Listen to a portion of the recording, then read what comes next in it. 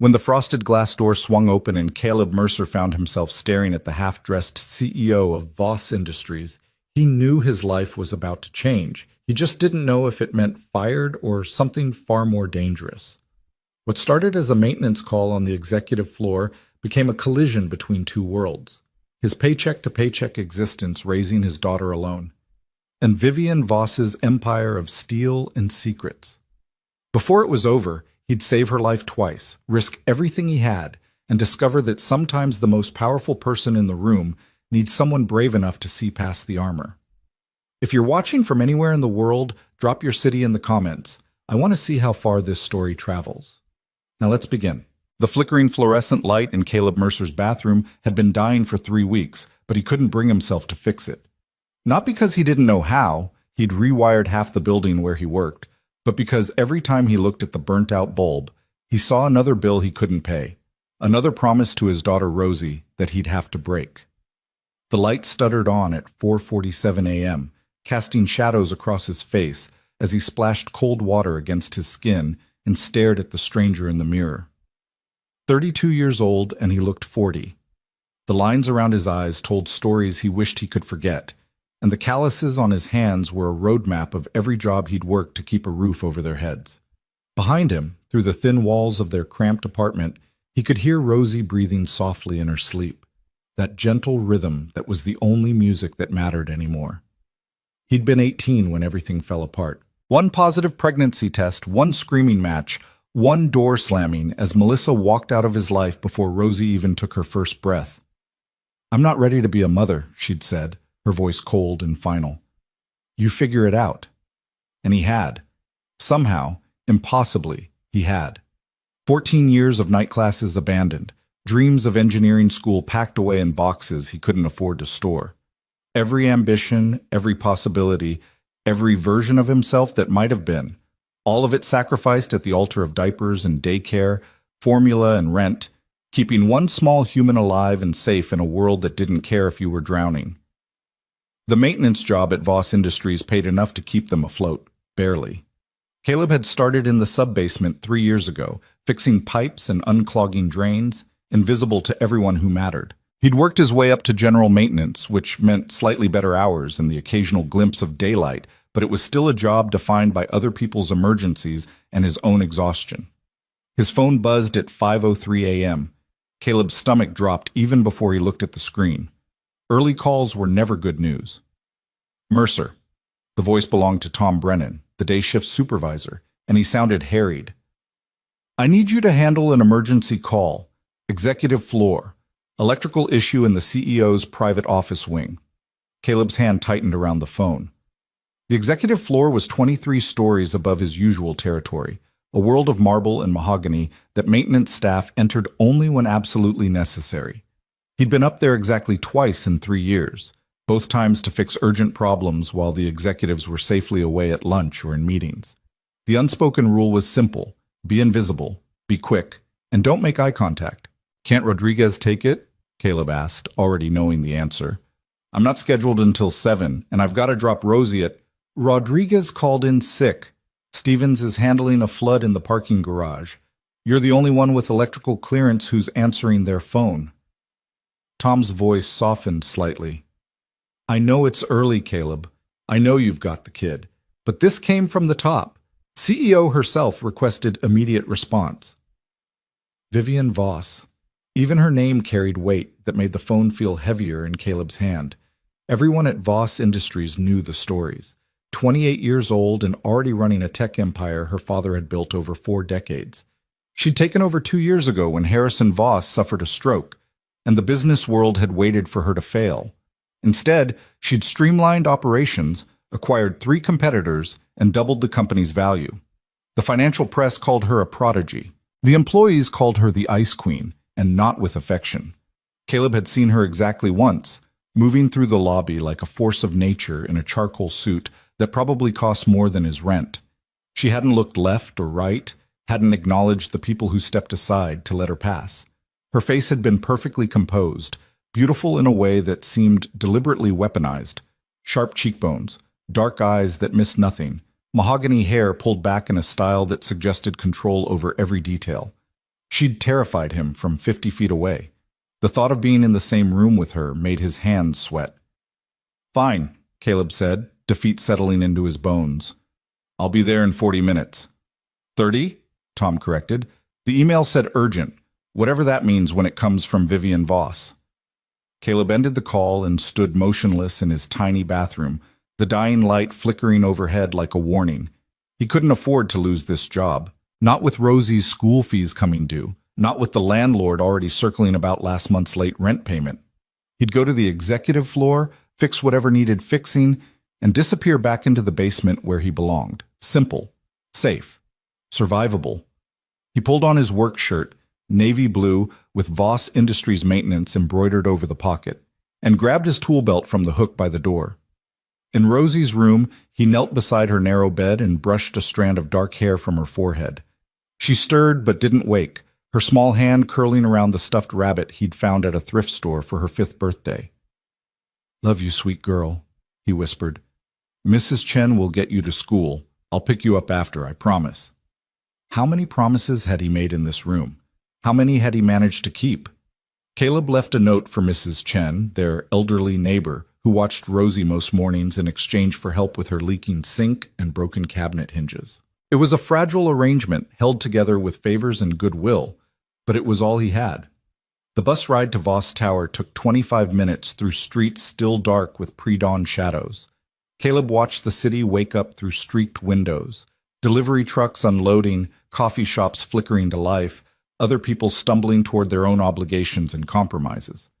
He wondered how many of them felt like they were drowning too, just trying to keep their heads above water one more day.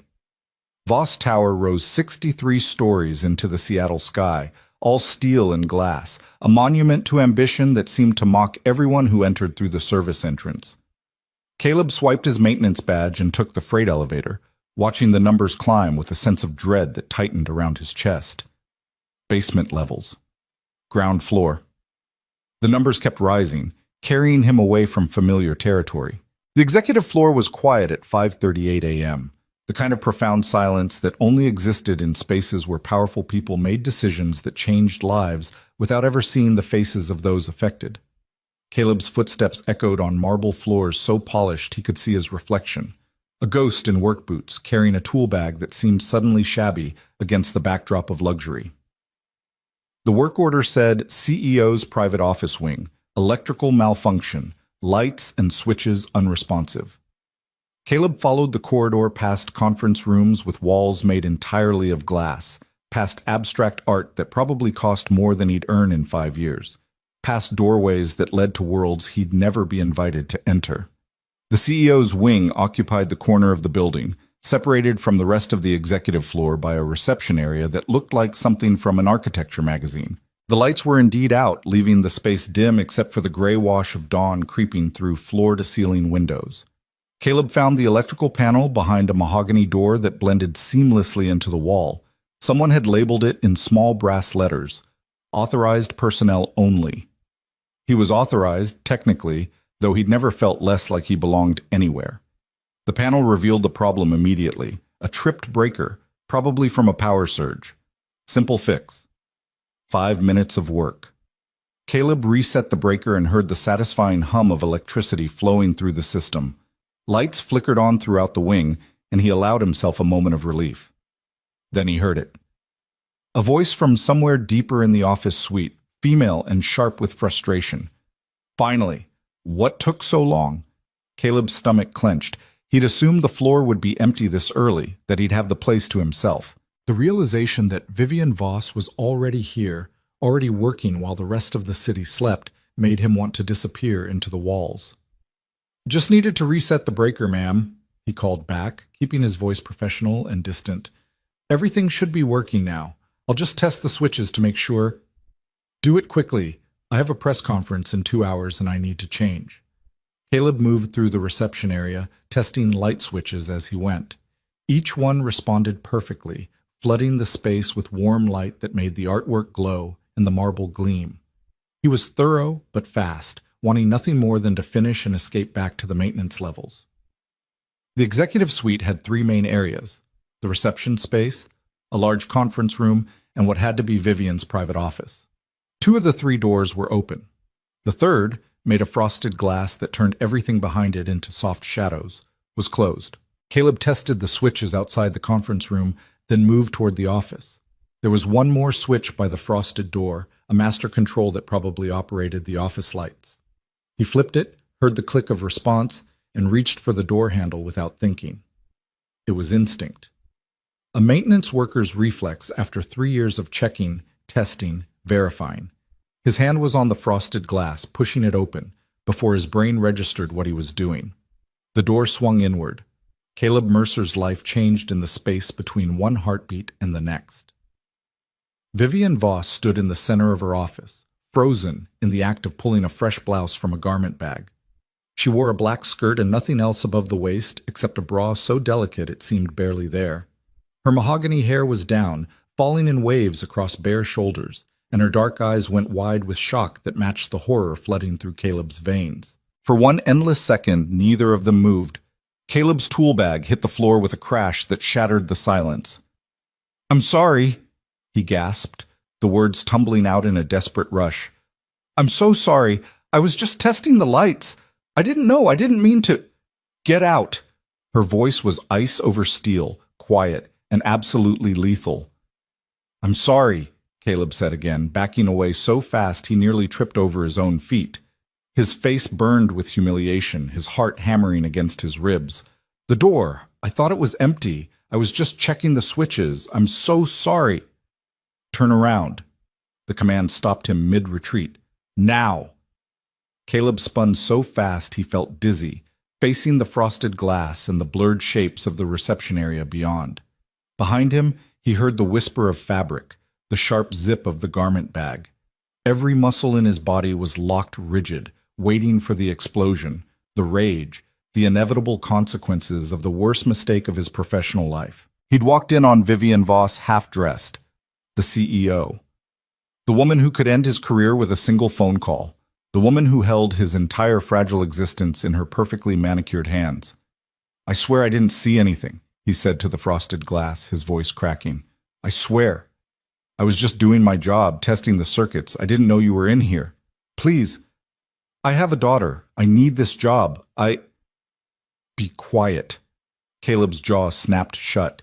He could hear his own breathing, ragged and panicked, and beneath it the soft sounds of Vivian dressing.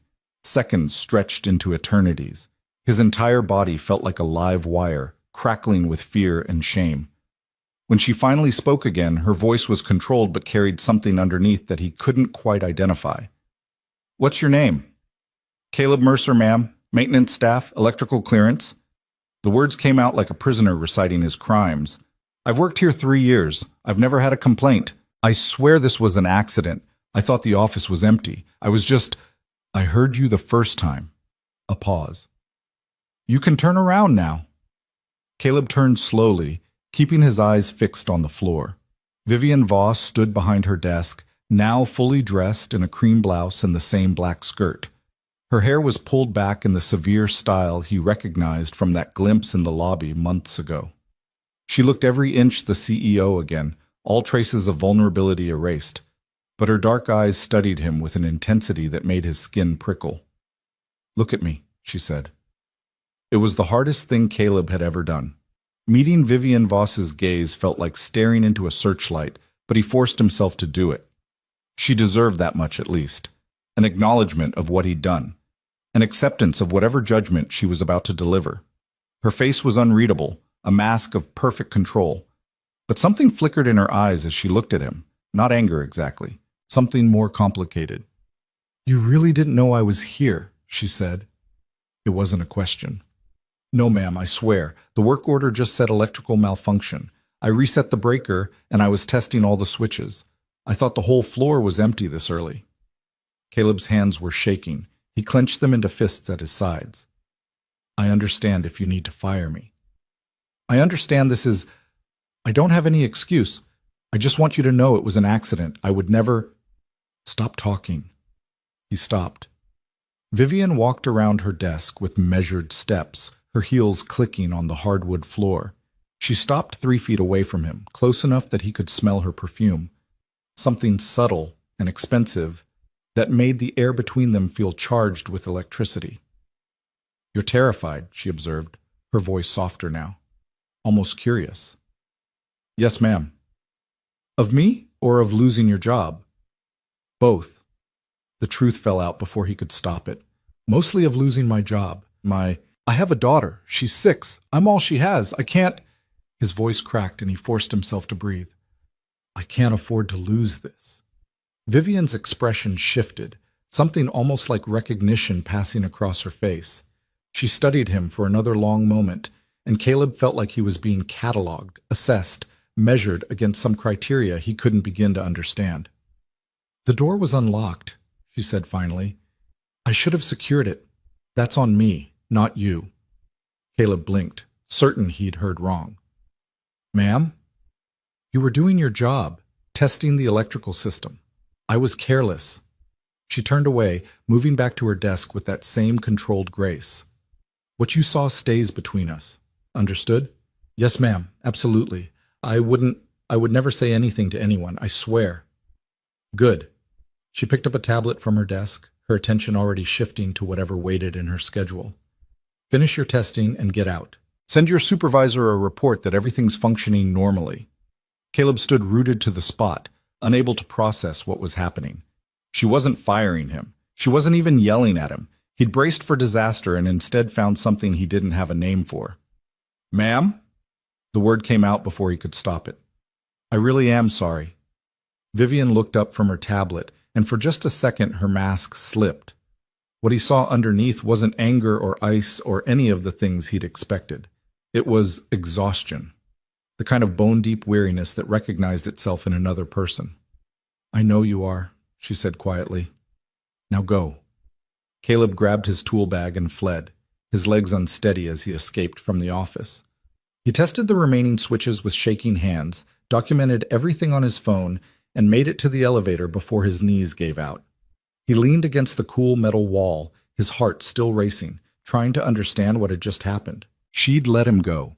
She'd seen his terror, heard his desperation about his daughter, and she'd chosen mercy over the punishment he deserved.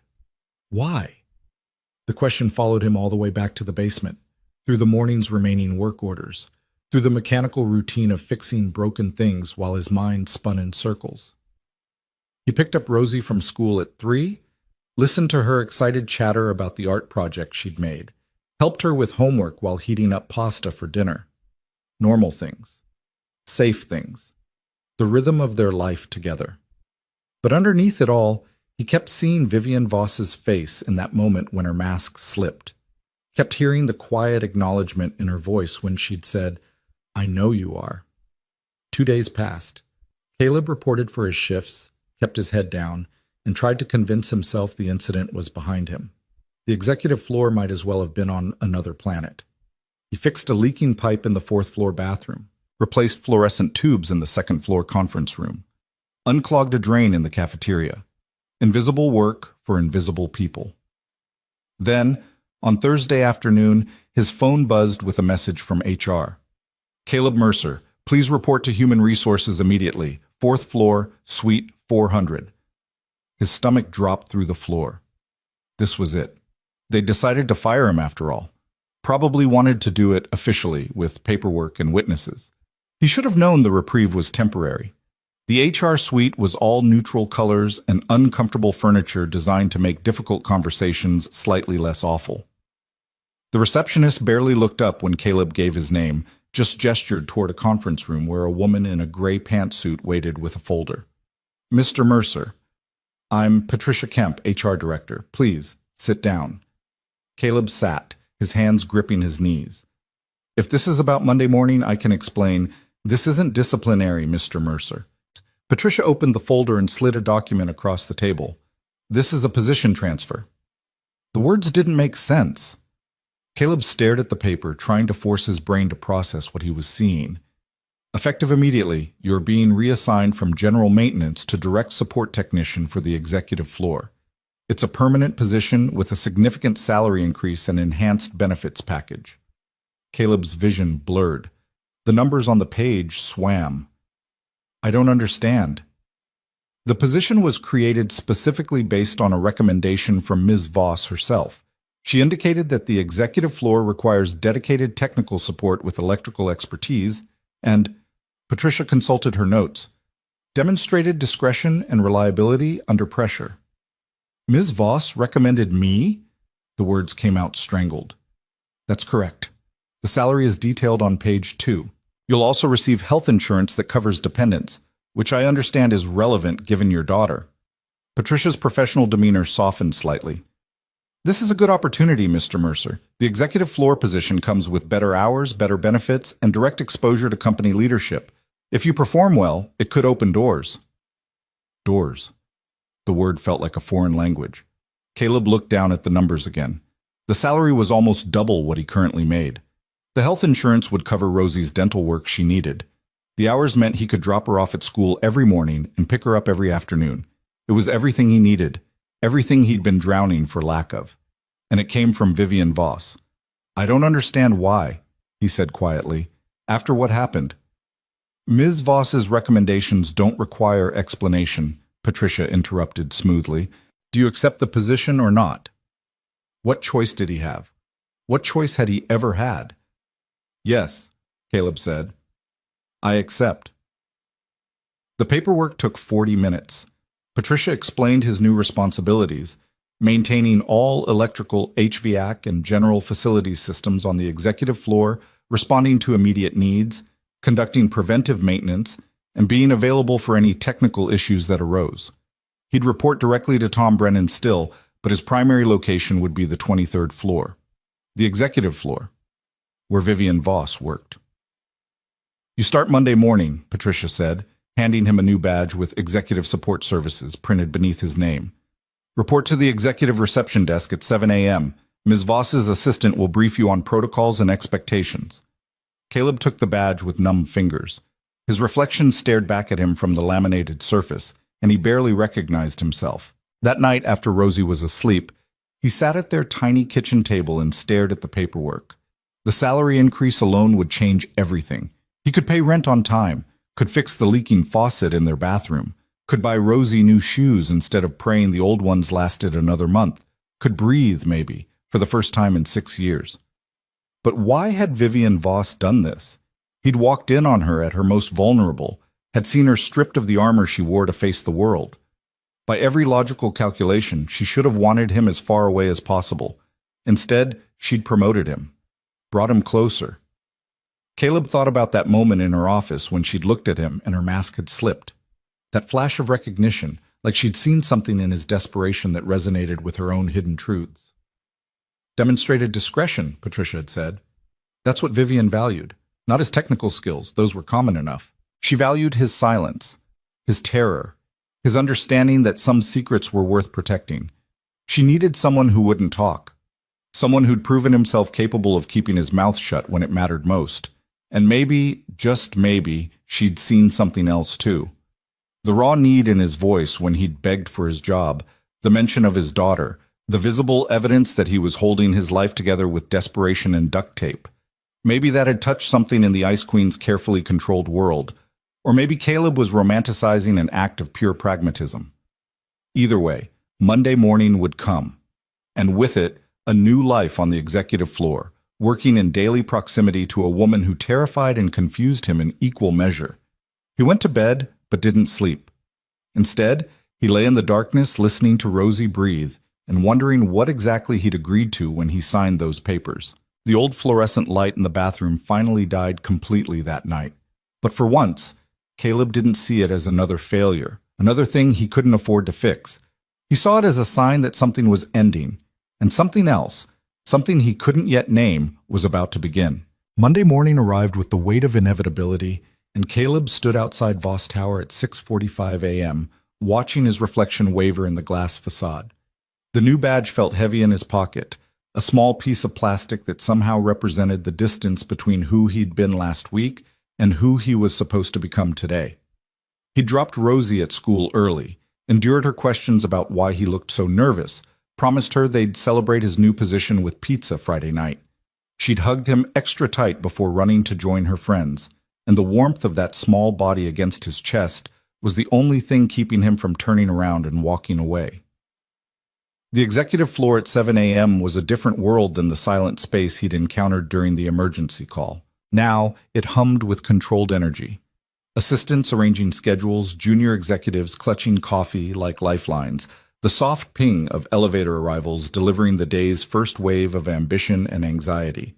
Caleb felt immediately out of place, a maintenance worker in navy blue surrounded by tailored suits and clicking heels. The reception desk curved along one wall like a spaceship console, all blonde wood and embedded screens.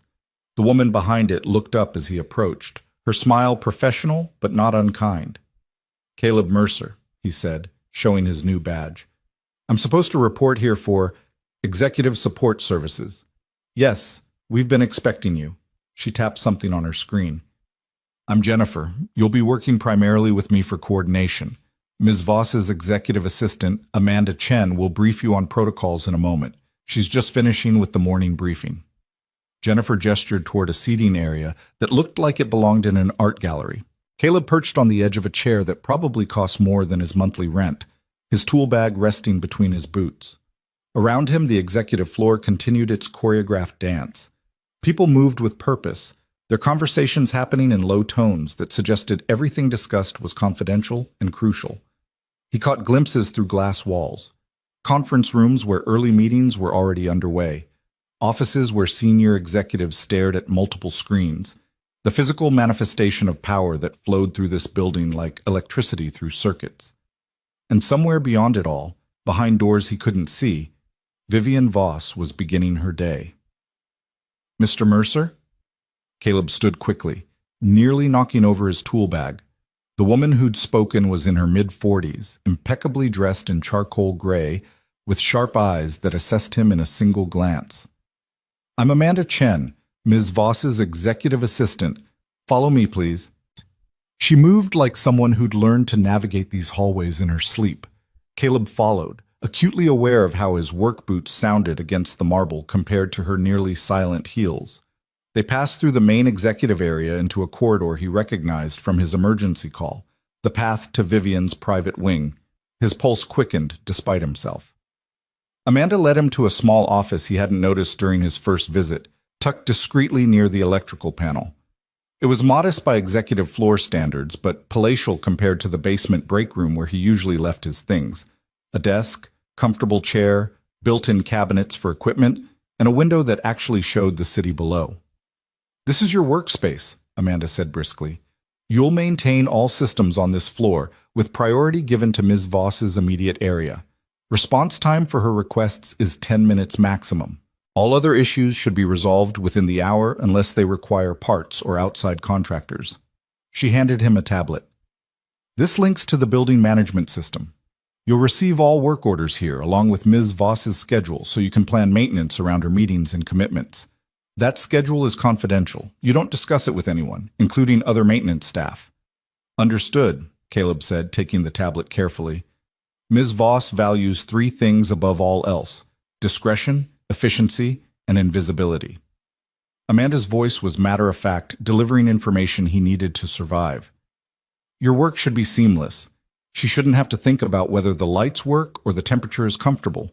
If she notices you at all, it should be because you've solved a problem before it became her problem."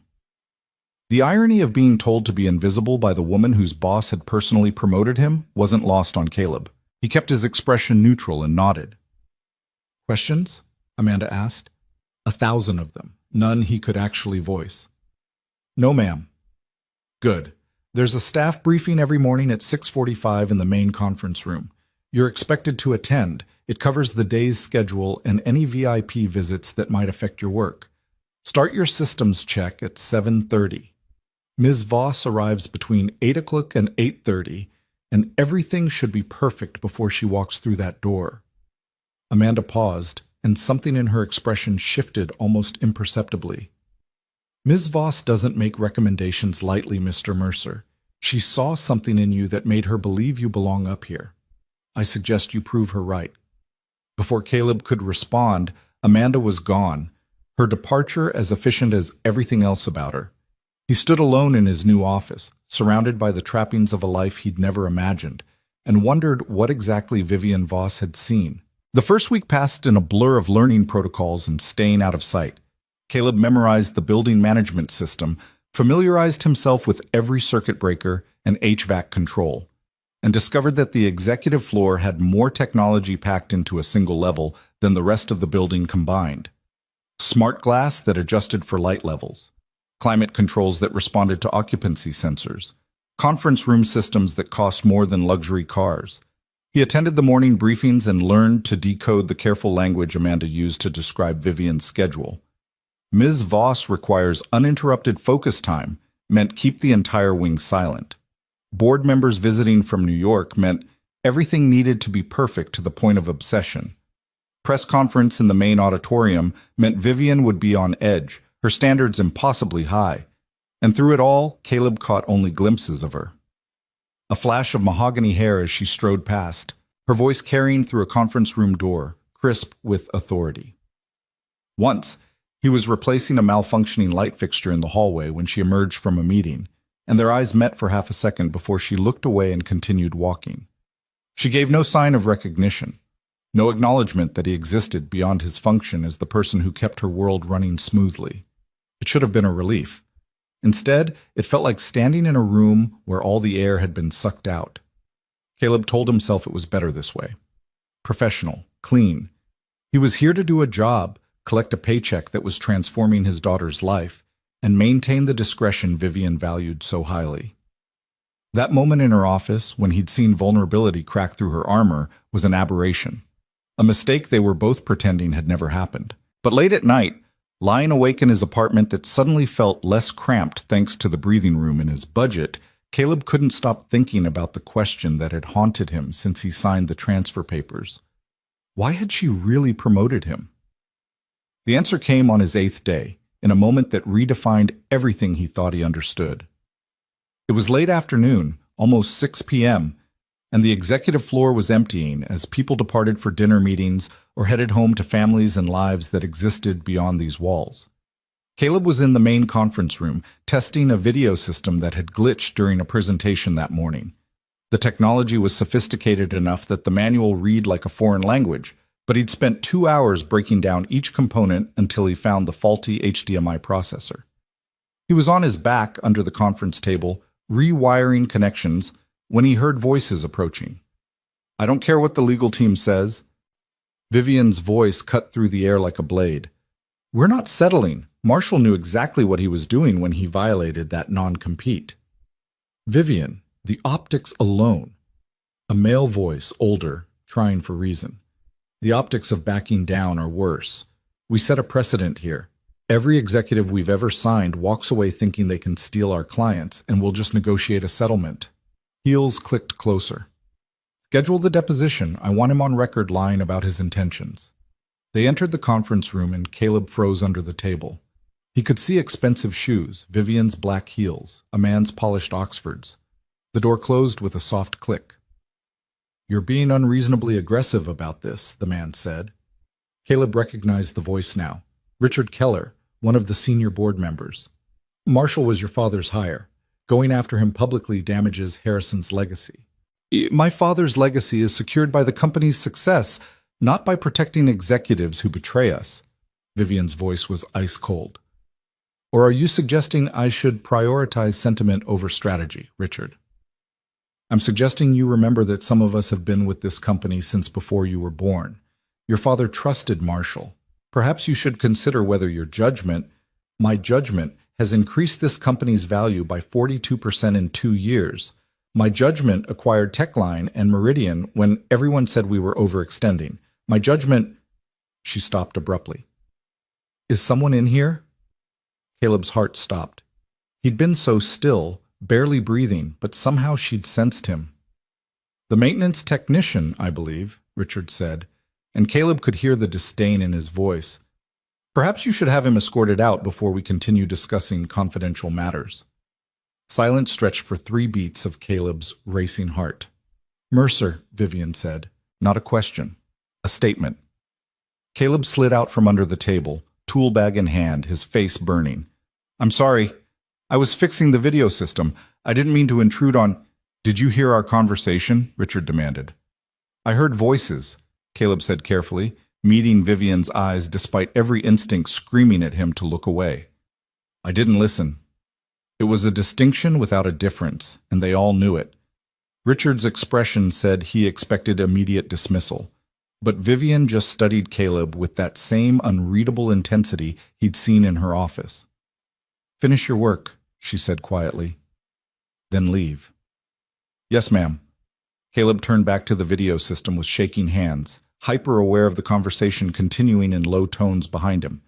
He worked as quickly as possible, testing connections, verifying the repair. Every second felt like an eternity. When he finally packed up his tools and headed for the door, Richard was mid-sentence about shareholder concerns. Neither of them acknowledged Caleb's departure. He made it to his small office and leaned against the closed door, his pulse hammering. The smart thing would be to go home, forget what he'd heard, and never mention it to anyone. Discretion. That's what Vivian valued, but the look in her eyes when she'd realized he was there, that hadn't been anger. It had been calculation, like she was testing him, measuring him against some standard he didn't understand. Caleb stayed late that night, running diagnostics on systems that didn't need checking, unable to shake the feeling that something significant had just happened.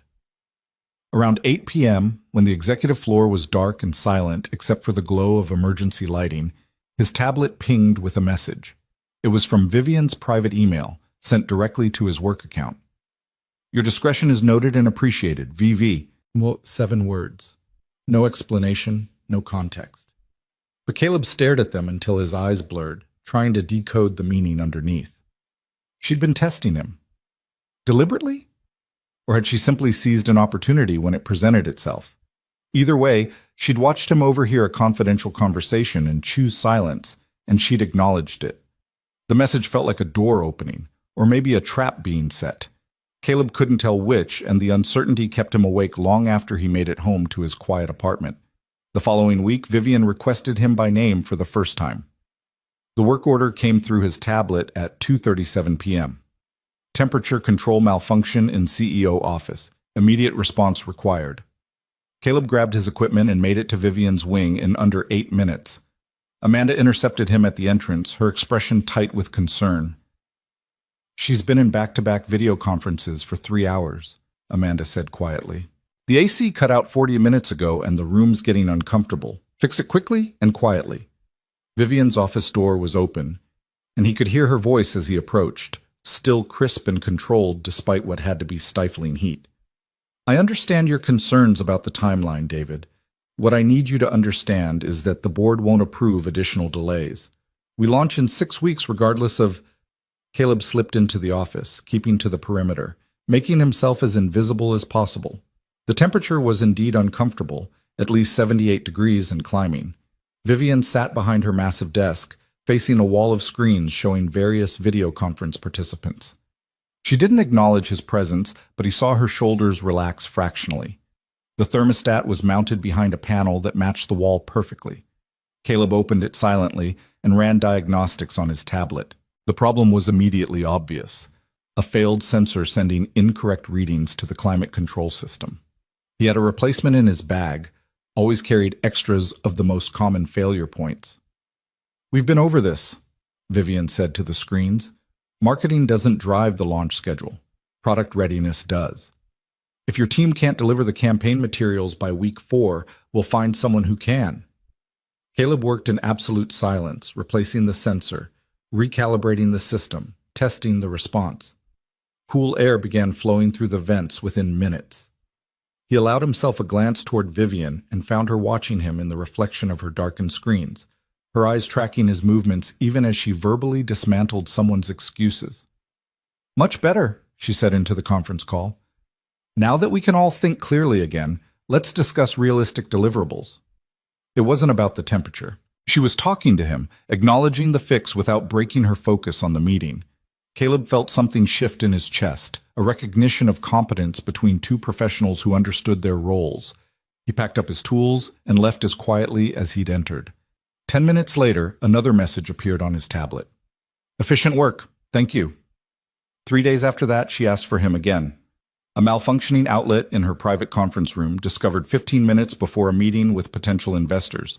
Caleb replaced the outlet in under 10 minutes while Vivian reviewed presentation materials at the table, her presence a constant weight in his peripheral vision. Then again, a flickering light above her desk that she said was disrupting her focus during late-night work sessions. A coffee maker in her private kitchen that refused to function. A loose door handle that caught on her sleeve. Small things. Easily fixed. But each request came directly from her, bypassing the normal work order system, and each one felt like another layer of something being built between them. Not friendship, not exactly trust, something more complicated. Caleb began to understand the real reason she'd promoted him. It wasn't just about his discretion regarding what had happened in her office. It was about reliability. Vivian Voss had built her entire life around control, and she needed someone in her immediate environment who could solve problems efficiently without requiring management or explanation. She needed someone who understood what she needed before she had to ask for it. He started anticipating issues, noticed when the temperature in her wing fluctuated and adjusted it before she felt the change. Identified a pattern in the lighting system that caused a brief flicker every third day and replaced the timer module. Kept spare parts for every system she used regularly, stored in his office for immediate access. And slowly, incrementally, the Ice Queen began to thaw in his presence. It started with simple acknowledgments, a nod when he arrived to fix something, a quiet thank you when he left, then actual words beyond professional courtesy. "You're here early," she said one morning when he arrived to replace a faulty smoke detector before she got in. "Wanted to finish before your first meeting," Caleb replied, keeping his tone neutral. "Amanda mentioned you have investors at 8:30. You read the briefings." It wasn't a question, but he heard approval underneath. "Helps me plan my work around your schedule." Vivian had been reviewing something on her tablet, but she looked up at that, studying him with those dark eyes that still made his pulse quicken. "Most people on my staff do the minimum required and nothing more. Why don't you?" The question caught him off guard. Caleb secured the new smoke detector before answering, giving himself time to choose his words carefully. "I have a daughter," he said finally. "She deserves better than minimum effort. This job, what you did for me, giving me this position, it changed our lives. Seemed like the least I could do was earn it." Something flickered across Vivian's face, too quick to identify. "Your daughter, she's 6? "Yes, ma'am. Rosie." The name felt intimate somehow, personal in a way that made him hesitate. But Vivian was watching him expectantly. "She's in first grade, loves art and hates math homework. Wants to be a veterinarian when she grows up." "Just the two of you?" "Just us," Caleb confirmed. "Her mother left before she was born. It's been me and Rosie against the world ever since." Vivian was quiet for a moment, her expression unreadable. "That must be difficult." "It's everything," Caleb said simply. Then because she'd opened the door, "What about you? Is there—" He stopped, realizing too late he was crossing a line. But Vivian smiled, a small, sad curve of her lips that transformed her face for just a second. "No one," she said.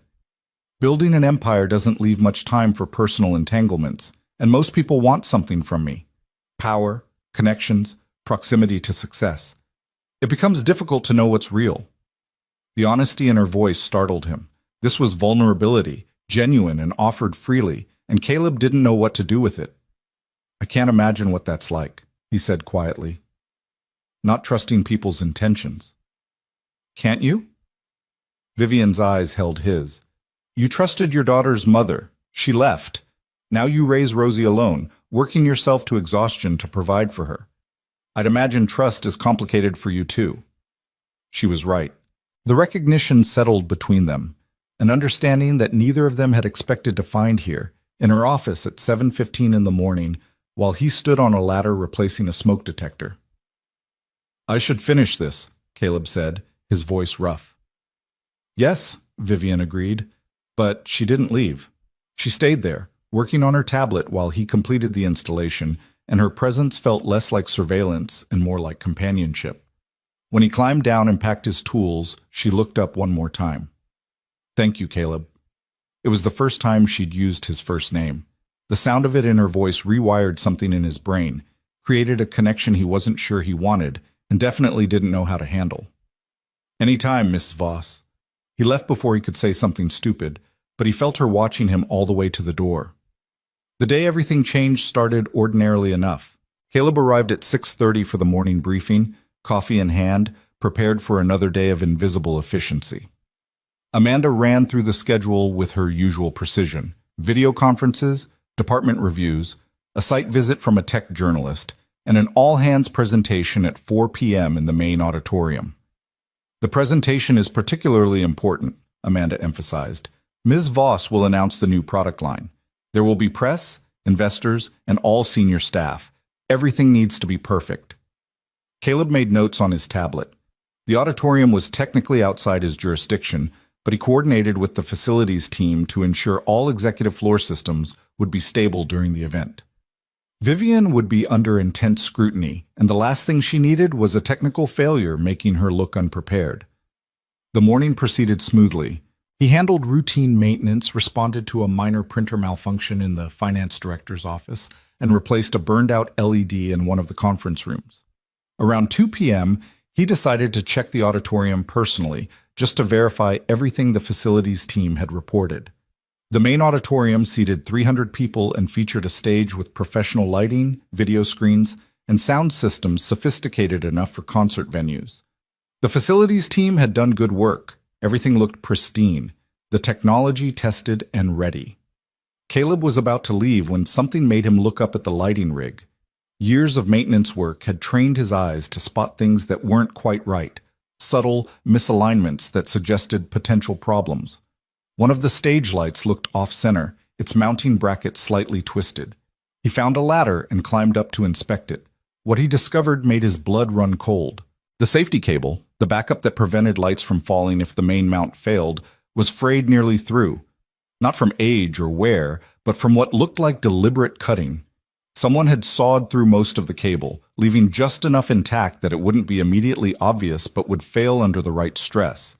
And the main mounting bolt was loose, turned back several threads, held in place by friction alone. Caleb's hand shook as he examined the setup. This wasn't accident or neglect. This was sabotage. The light weighed at least 40 pounds. If it fell during the presentation, directly onto the stage where Vivian would be standing, he didn't let himself finish the thought. Working quickly, he secured the mounting bolt properly, tested the weight distribution, and replaced the safety cable entirely. Then he checked every other light in the rig, found 2 more with loosened bolts, and secured them all. By the time he finished, he'd been in the auditorium for 90 minutes, and his shirt was soaked with sweat. The question burning in his mind was whether to report this. Tell Amanda. Security? If this was deliberate sabotage, there were protocols, investigations, potential danger to Vivian that extended beyond a rigged light fixture, but he had no proof beyond his professional judgment.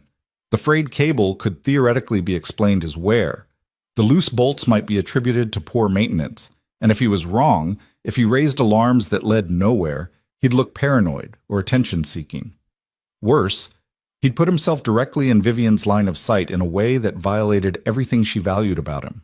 She needed him to be invisible, to solve problems quietly, not to create drama. Caleb made his decision. He documented everything with photos on his tablet, secured the systems, and made a note to check them again before the presentation. Then he went back to the executive floor and tried to act like his heart wasn't racing. At 3:30, Amanda sent a message asking him to verify the video feeds in the auditorium one final time. Caleb went back down, checked the lights again, still secure, and confirmed all systems were operational. People were already filling the seats. Press photographers set up cameras. The energy in the room built like a gathering storm. Vivian arrived at 3:55, flanked by Amanda and 2 senior executives. She wore a deep blue suit that commanded attention, her hair pulled back severely, her expression calm and confident. Caleb watched from the shadows at the back of the auditorium as she took the stage, tested the microphone, and surveyed the crowd with the control of someone who owned every room she entered. Their eyes met across the distance. Vivian's gaze held his for just a moment, something passing between them that might have been acknowledgement or might have been his imagination. Then she turned her attention to her notes, and Caleb forced himself to breathe. The presentation began. Vivian spoke with the kind of authority that made people lean forward, her voice carrying perfectly through the sound system. She outlined the new product line with precision, fielded questions from journalists with sharp intelligence, commanded the stage like she'd been born to it. Caleb stood near the lighting controls, watching not the presentation but the equipment. The stage lights held steady. The video screens displayed perfectly. Everything was working exactly as it should. He started to relax. Maybe he'd been wrong. Maybe the damage he'd found was just neglect after all, coincidence and poor maintenance rather than malicious intent. Maybe... The light directly above center stage shifted. It was subtle, a slight rotation on its mount, but Caleb saw it immediately. His blood turned to ice. Someone was in the lighting catwalk above the stage. He could see movement in the shadows, a figure adjusting something he couldn't quite make out. Caleb moved before thinking, racing toward the stage access stairs. He had to get up there, had to stop whatever was happening, but the stairs were on the opposite side of the auditorium, and Vivian was directly under that light, still speaking, unaware of the danger gathering above her. The light shifted again, rotated further. The sabotaged mount he'd fixed was holding, but now someone was actively working to override the safety measures. Caleb abandoned stealth and ran, his boots pounding against the auditorium floor, drawing attention from the crowd. He saw security guards starting to move, confused by the commotion. Saw Amanda's startled face. Saw Vivian pause mid-sentence, her eyes finding him in the crowd. "Get away from center stage!" Caleb shouted, his voice carrying in the sudden silence. "Now!" Vivian froze. Years of control kept her rooted to the spot, confusion and authority warring on her face. The light above her groaned, metal straining. Caleb didn't have time to explain. He launched himself onto the stage, grabbed Vivian around the waist, and threw both of them sideways with every ounce of strength he possessed. They hit the stage floor hard, Caleb twisting to take the impact on his shoulder. Half a second later, 40 pounds of metal and glass crashed into the exact spot where Vivian had been standing, the mounting bracket finally giving way, the light exploding on impact with a sound like a gunshot. Shattered glass sprayed across the stage. Sparks flew from severed electrical connections. The crowd erupted in chaos, screaming, people running, security converging from all directions. But Caleb only registered Vivian in his arms, her body pressed against his, her heart hammering so hard he could feel it through their clothes. Her dark eyes were wide with shock. Her perfect composure shattered, and she was shaking. "Are you hurt?" Caleb demanded, his hands moving over her shoulders, her arms, checking for injuries. "Did the glass hit you?" "I'm fine," Vivian breathed, but her voice trembled. How did you know?" "I'll explain later. Right now we need to—" Security surrounded them, pulling them apart, voices shouting questions and orders. Caleb caught a glimpse of figures fleeing from the catwalk access, saw guards racing after them. Amanda was there suddenly, her professional mask cracked with genuine terror, helping Vivian to her feet. "I'm fine," Vivian said again, louder now, authority returning to her voice even as her hands shook. Everyone calmed down. Clear the auditorium in an orderly fashion. "Amanda, get security to—" "On it," Amanda said, already coordinating on her phone. Vivian's eyes found Caleb again. He was still on the stage floor, his shoulder screaming where he'd absorbed their combined impact, glass scattered around him like diamonds. Blood ran from a cut on his arm where a shard had caught him. "You're bleeding," Vivian said. "It's nothing." "It's not nothing." She moved toward him, but Amanda intercepted her gently. "We need to get you to a secure location until security sweeps the building. Please, Vivian." For a moment, Caleb thought Vivian would refuse, but she let Amanda guide her toward the exit, looking back at him one last time with an expression he couldn't read. Shock, gratitude, something deeper that made his breath catch. Then she was gone, and Caleb was surrounded by security personnel asking questions he barely heard, his mind replaying those seconds on a loop. The weight of Vivian in his arms, the terror in her eyes, the absolute certainty that if he'd been 1 second slower, she would have died. And somewhere in the chaos, Caleb realized that invisible was no longer an option. He'd thrown himself into the spotlight to save her, and nothing between them would ever be the same. The security office on the second floor became command central within minutes of the auditorium evacuation. Caleb sat in a hard plastic chair while a paramedic cleaned the gash on his forearm, the sting of antiseptic barely registering against the adrenaline still flooding his system. Around him, guards spoke in clipped tones into radios, coordinating a building-wide lockdown while reviewing security footage on a wall of monitors. "You're lucky," the paramedic said, applying butterfly bandages. "Another inch, and this would have needed stitches." Caleb didn't feel lucky. He felt like his entire body was vibrating at a frequency just below visible, his mind replaying those seconds on the stage over and over. The groan of metal, Vivian's body against his, the explosion of glass where she'd been standing. "Mr. Mercer." The head of security, a former police detective named Marcus Webb, pulled up a chair. His expression was grave. "Walk me through what happened. Start with why you were checking the auditorium in the first place." Caleb explained about the morning briefing, his decision to personally verify the systems, finding the frayed safety cable and loose mounting bolts. He showed Webb the photos on his tablet, time-stamped from hours before the presentation. "You fixed it," Webb said, studying the images. "Secured everything properly, so how did the light still fall?" "Someone was up in the catwalk during the presentation," Caleb said. "I saw movement, saw them working on something. They must have loosened it again or found another way to compromise the mount." Webb's jaw tightened. "Did you see a face? Any identifying features?" "No, just a silhouette, dark clothes, moving fast." "And you didn't report the initial sabotage?" The question carried weight. Caleb met Webb's eyes steadily. "I considered it, but I had no proof it was deliberate. Could have been negligence, poor maintenance. I documented everything, fixed the immediate danger, and planned to monitor it. I didn't expect someone to actively interfere during the event itself." Webb studied him for a long moment. "Your quick thinking saved Ms. Voss's life. I want to be clear about that. But this situation is now a criminal investigation. Attempted murder, possibly corporate espionage. You'll need to make a formal statement." "Whatever you need," Caleb said. The door opened and Amanda appeared, her usual composure restored but strain visible around her eyes. "Mr. Mercer, Ms. Voss wants to see you, now." Webb nodded. "We'll continue this shortly. Don't leave the building." Caleb followed Amanda through corridors now patrolled by additional security, past employees gathered in worried clusters to the executive floor. The atmosphere up here was tense, assistants speaking in hushed voices, senior executives behind closed doors. Amanda led him not to Vivian's office, but to a smaller conference room he'd never entered before.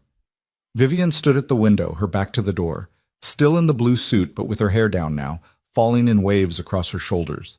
She didn't turn when they entered. "Leave us," she said quietly. Amanda hesitated. "Vivian, security protocols suggest—" "I'm safe with Caleb." Vivian's voice was soft but absolute. "Leave us, Amanda." The door closed with a click that seemed too loud in the silence. Caleb stood just inside the room, unsure whether to speak or wait, his heart hammering against his ribs. The cut on his arm throbbed in time with his pulse. "You tackled me," Vivian said finally, still facing the window. "In front of 300 people, you grabbed me and threw us both to the ground." "I'm sorry," Caleb said automatically.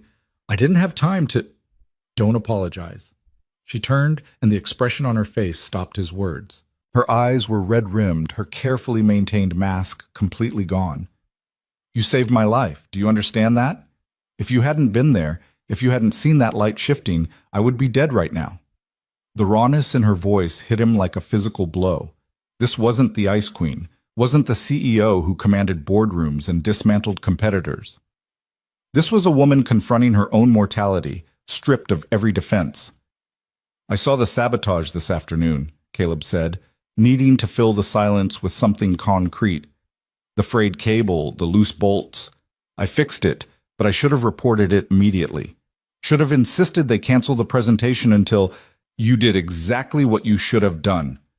Vivian crossed the room, stopping 3 feet from him, close enough that he could see she was still trembling. "You identified a threat, neutralized it, and stayed vigilant. When the danger evolved, you acted without hesitation. That's not something to apologize for." "I'm just a maintenance tech," Caleb said. "I fix broken things." "I'm not—" "You're the man who saved my life twice now." Vivian's eyes held his with an intensity that made breathing difficult. Once from embarrassment and career damage when you could have exploited what you saw in my office, and today from actual death. So don't tell me what you are or aren't, Caleb Mercer. I know exactly what you are. The way she said his name rewired something fundamental in his chest. Caleb found himself taking a step closer, drawn by gravity he didn't understand. What happened up there? He said quietly. On the stage. That wasn't about maintaining your image or protecting the company. That was about you, just you. And I would do it again without thinking twice. Vivian's breath caught. For a moment, Caleb thought she might say something that would change everything between them. But then her phone buzzed, shattering the moment, and she looked away. Security found evidence in the catwalk, she said, her voice steadier now, rebuilding her composure piece by piece. Tools, cut cables. They're reviewing all footage from the building. Whoever did this will be caught. Do you know why someone would target you like this? A bitter smile crossed Vivian's face. I'm a young woman running a multi-billion-dollar company in an industry dominated by men who think they deserve what I have. I've made enemies acquiring competitors, refusing partnerships, choosing merit over politics. The list of people who'd benefit from my death is longer than I'd like to admit. The casual way she said it, people who'd benefit from my death, made Caleb's hands curl into fists. That's not normal. That's not acceptable. It's reality. Vivian moved back to the window, putting distance between them. And now I have to decide how to handle it. Cancel the product launch, increase security, show weakness to everyone watching for me to fail? You show strength by staying alive, Caleb said. Everything else is secondary. She looked at him with something that might have been wonder. You really believe that? I know what it's like to have someone depending on you, to know that your choices, your survival, determines their entire world. Caleb thought of Rosie, probably finishing her homework right now at Mrs. Chen's apartment, unaware of how close she'd come to losing him today. You have thousands of employees whose livelihoods depend on this company. You owe it to them to protect yourself. Is that the only reason? Vivian asked softly. The employees. The question hung between them, heavy with implications Caleb wasn't ready to examine. Before he could answer, the door opened and Webb appeared with two other security personnel. Ms. Voss, we have a situation, Webb said grimly. We've identified the individual in the catwalk. Vivian's spine straightened, authority flooding back into her posture. Show me. They moved to a larger conference room where security had set up a command center. On the main screen, frozen footage showed a man in dark maintenance coveralls accessing the catwalk 20 minutes before the presentation. The image quality was good enough to see his face clearly. His name is David Reeves, Webb said. He's been with building maintenance for 8 months. Background check was clean, references verified. But we just discovered his employment application used a false social security number. Someone planted him, Vivian said, her voice tight. That's our assessment. We're searching his locker and contacting authorities now. But there's more. Webb pulled up another image, a screenshot of an email from an anonymous account. This was sent to 3 business journalists 40 minutes ago, before the incident. It claims you've been cooking the books, inflating revenue numbers to boost stock prices. The timing suggests whoever sent it expected you to be in no position to defend yourself. Caleb felt sick. This wasn't just an assassination attempt. It was coordinated destruction. Kill Vivian, release damaging accusations, tank the company's value all at once. The allegations are false, Vivian said flatly. Our books are audited quarterly by independent firms, but proving that will take time, and the accusation alone will damage investor confidence. Not if you're standing in front of cameras tomorrow, very much alive, with security footage showing an attempted murder that coincides with fraudulent allegations, Webb said. That's not whistleblowing. That's a conspiracy. We need to find Reeves before he disappears, Vivian said, and I want to know who hired him. Someone with resources, someone who understands this company well enough to coordinate this kind of attack. We're on it, Webb assured her. In the meantime, I'm assigning personal security. You don't go anywhere without... No! Vivian's voice cut like steel. I'm not hiding behind bodyguards like I'm afraid. We handle this intelligently, but I won't give anyone the satisfaction of seeing me cower. Webb looked like he wanted to argue, but knew better. At minimum, you need someone watching your immediate environment. Someone you trust. Vivian's eyes found Caleb across the room. Something passed between them, a silent conversation that excluded everyone else. "Caleb stays close," she said. "He's already proven he can identify threats I can't see. He works on the executive floor anyway. Nothing changes visibly, but he's there." "Ms. Voss, with respect, Mr. Mercer is maintenance staff, not security personnel," Webb said carefully. "Mr. Mercer saved my life twice while your security personnel were watching cameras and patrolling hallways," Vivian replied, her tone brooking no argument. "I trust his instincts. He stays." Webb nodded reluctantly. "We'll need to brief him on protocols, provide communication equipment." "Fine. Do it now. I want this handled tonight." Vivian turned to Caleb, her expression unreadable. "Unless you have objections to expanding your responsibilities?"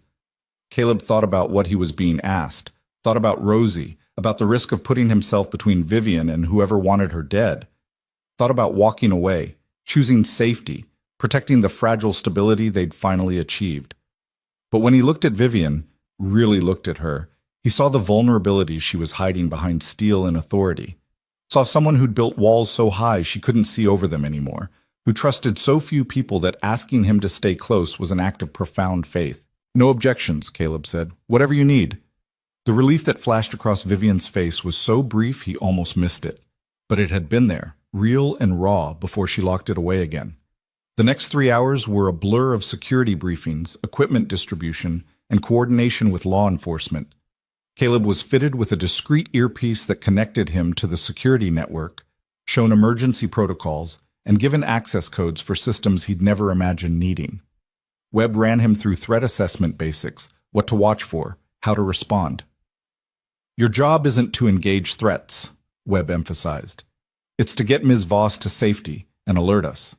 You see something suspicious, you call it in. Understand?" "Understood," Caleb agreed, though privately he wondered what he'd actually do if someone threatened Vivian in his presence. The tackle on stage had been pure instinct, and he suspected his instincts wouldn't wait for security protocols. It was nearly 11 p.m. when he finally made it home. Mrs. Chen had put Rosie to bed hours ago, leaving a note about the math homework Rosie had struggled with and the chicken soup she'd left in the fridge. Caleb stood in his daughter's doorway, watching her sleep, and felt the weight of everything that had happened pressing down on him. He'd crossed so many lines today. Professional boundaries, class divisions, the careful distance he'd maintained between himself and the world Vivian inhabited. And tomorrow, he'd cross more, standing close to her not as invisible maintenance staff, but as something else entirely. His phone buzzed. A message from Vivian's private number, sent to his personal cell.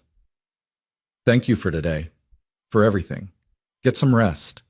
Tomorrow will be complicated." Caleb stared at those words until his eyes blurred. She had his personal number, had reached out after hours, had thanked him like a person rather than an employee. The intimacy of it terrified and thrilled him in equal measure. He typed back carefully. "You're welcome. See you at 7. Her response came immediately. 6:30. We have work to do before the day starts." Caleb smiled despite everything. Of course she did. The next morning arrived with news that David Reeves had been apprehended trying to board a flight to Mexico. His apartment had yielded a burner phone with messages coordinating the attack, along with $50,000 in cash. He was in custody, not talking, but law enforcement was confident they could trace the money. Caleb arrived at the executive floor at 6:15 to find it already buzzing with activity. Amanda intercepted him immediately. "Ms. Voss is in her office. She asked for you directly." Amanda's expression was complex, mixing professional courtesy with something that might have been concern. "Whatever's happening between you two, be careful. She's under enormous pressure right now, and she makes decisions based on control and strategy. Don't mistake proximity for something it isn't." The warning was clear and probably wise. Caleb nodded his understanding and knocked on Vivian's office door. "Come in." She sat behind her desk, already dressed for battle in a charcoal suit, her hair pulled back severely. But her eyes were softer when she looked at him, carrying memories of yesterday's vulnerability. "How's your arm?" she asked. "Fine. Barely feel it." Caleb closed the door behind him. "You look like you didn't sleep." "I didn't." Vivian gestured to the chair across from her desk. "I spent the night reviewing everyone who might have orchestrated this." Business rivals, disgruntled former employees, board members who opposed my leadership. The list is extensive and depressing. Webb will find the connection, Caleb said, sitting. The money trail always leads somewhere. That's not what worries me. Vivian leaned back, studying him. What worries me is that I've built my entire life around not needing anyone. Control, independence, self-reliance. And yesterday, I needed you.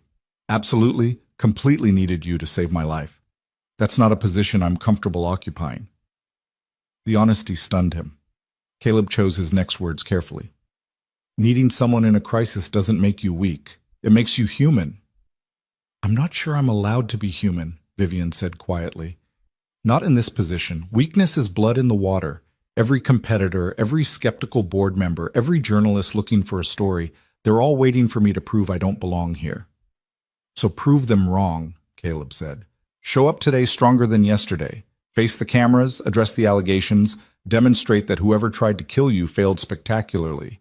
That's not weakness, that's power. Vivian's lips curved into something that wasn't quite a smile. You make it sound simple. I didn't say it was simple. I said it was necessary. Caleb leaned forward, holding her gaze. You asked me yesterday what you are to me. You want the truth? You're the person who changed my daughter's life by giving me a chance I didn't deserve. You're the woman who works 18-hour days to protect thousands of employees she'll never meet. And you're someone who shouldn't have to face death threats and character assassination alone. The silence that followed felt alive, charged with everything they weren't saying. Vivian's eyes searched his face like she was looking for proof he meant it, that this wasn't performance or manipulation. I don't know how to do this, she said finally. How to let someone be close without wondering what they want from me. I don't want anything except for you to be safe, Caleb said simply. That's it. That's all of it. That might be the most valuable thing anyone's ever offered me, Vivian said softly. Then, visibly gathering herself, she straightened and pulled up a schedule on her tablet. Today's agenda is brutal. Press conference at 9 addressing yesterday's incident and the false allegations. Board meeting at 11 where I'll need to reassure everyone the company is stable. Investor calls this afternoon. I need you close for all of it. I'll be there, Caleb promised. The press conference was held in the main lobby, cameras and journalists packed into every available space. Caleb stood off to the side, watching Vivian command the room with absolute authority. She addressed the assassination attempt directly, framed it as corporate sabotage coordinated with false financial allegations, and presented security footage that made the conspiracy impossible to deny. Someone wanted to destroy this company by destroying me, she said, her voice carrying to every corner of the lobby. They failed. Voss Industries stands stronger today than yesterday, and we will not be intimidated by criminals and cowards. The journalists erupted with questions. Vivian fielded them with sharp intelligence, never defensive, always in control. And twice during the conference, her eyes found Caleb in the crowd, drawing strength from his presence. When it ended, Amanda intercepted them before they could return to the executive floor. The board wants to meet immediately. Richard Keller is insisting on a vote of confidence. Vivian's expression hardened. Of course he is. Let's not keep them waiting. The boardroom was on the 62nd floor, all glass walls and panoramic city views designed to remind everyone inside that they operated at the pinnacle of power. 12 board members sat around a massive table, and their expressions ranged from supportive to hostile. Richard Keller occupied the chair directly opposite the head of the table where Vivian would sit. His silver hair and expensive suit projected authority, and his eyes gleamed with something that looked like satisfaction. "Vivian," he said as she entered, "glad you could join us. We've been discussing yesterday's unfortunate incident." "Unfortunate is an interesting word for attempted murder, Richard," Vivian said coolly, taking her seat. Caleb positioned himself near the door, unobtrusive but present. "Quite right," Richard agreed, "which is why we need to discuss your security protocols, your decision-making process, and whether the company's interests are best served by maintaining current leadership during this crisis." So there it was. Not concern for Vivian's safety, but an opportunity to challenge her position. Caleb's hands clenched at his sides. "My security protocols are being enhanced," Vivian said calmly. "The individual responsible is in custody. Law enforcement is tracking the conspiracy's origins, and the false financial allegations have been thoroughly debunked by our auditors. What exactly is your concern, Richard? My concern is that someone wanted you dead badly enough to plant an operative in this building for 8 months. That suggests enemies powerful enough to threaten this company's stability. Perhaps it's time to consider whether your leadership style has created untenable risks.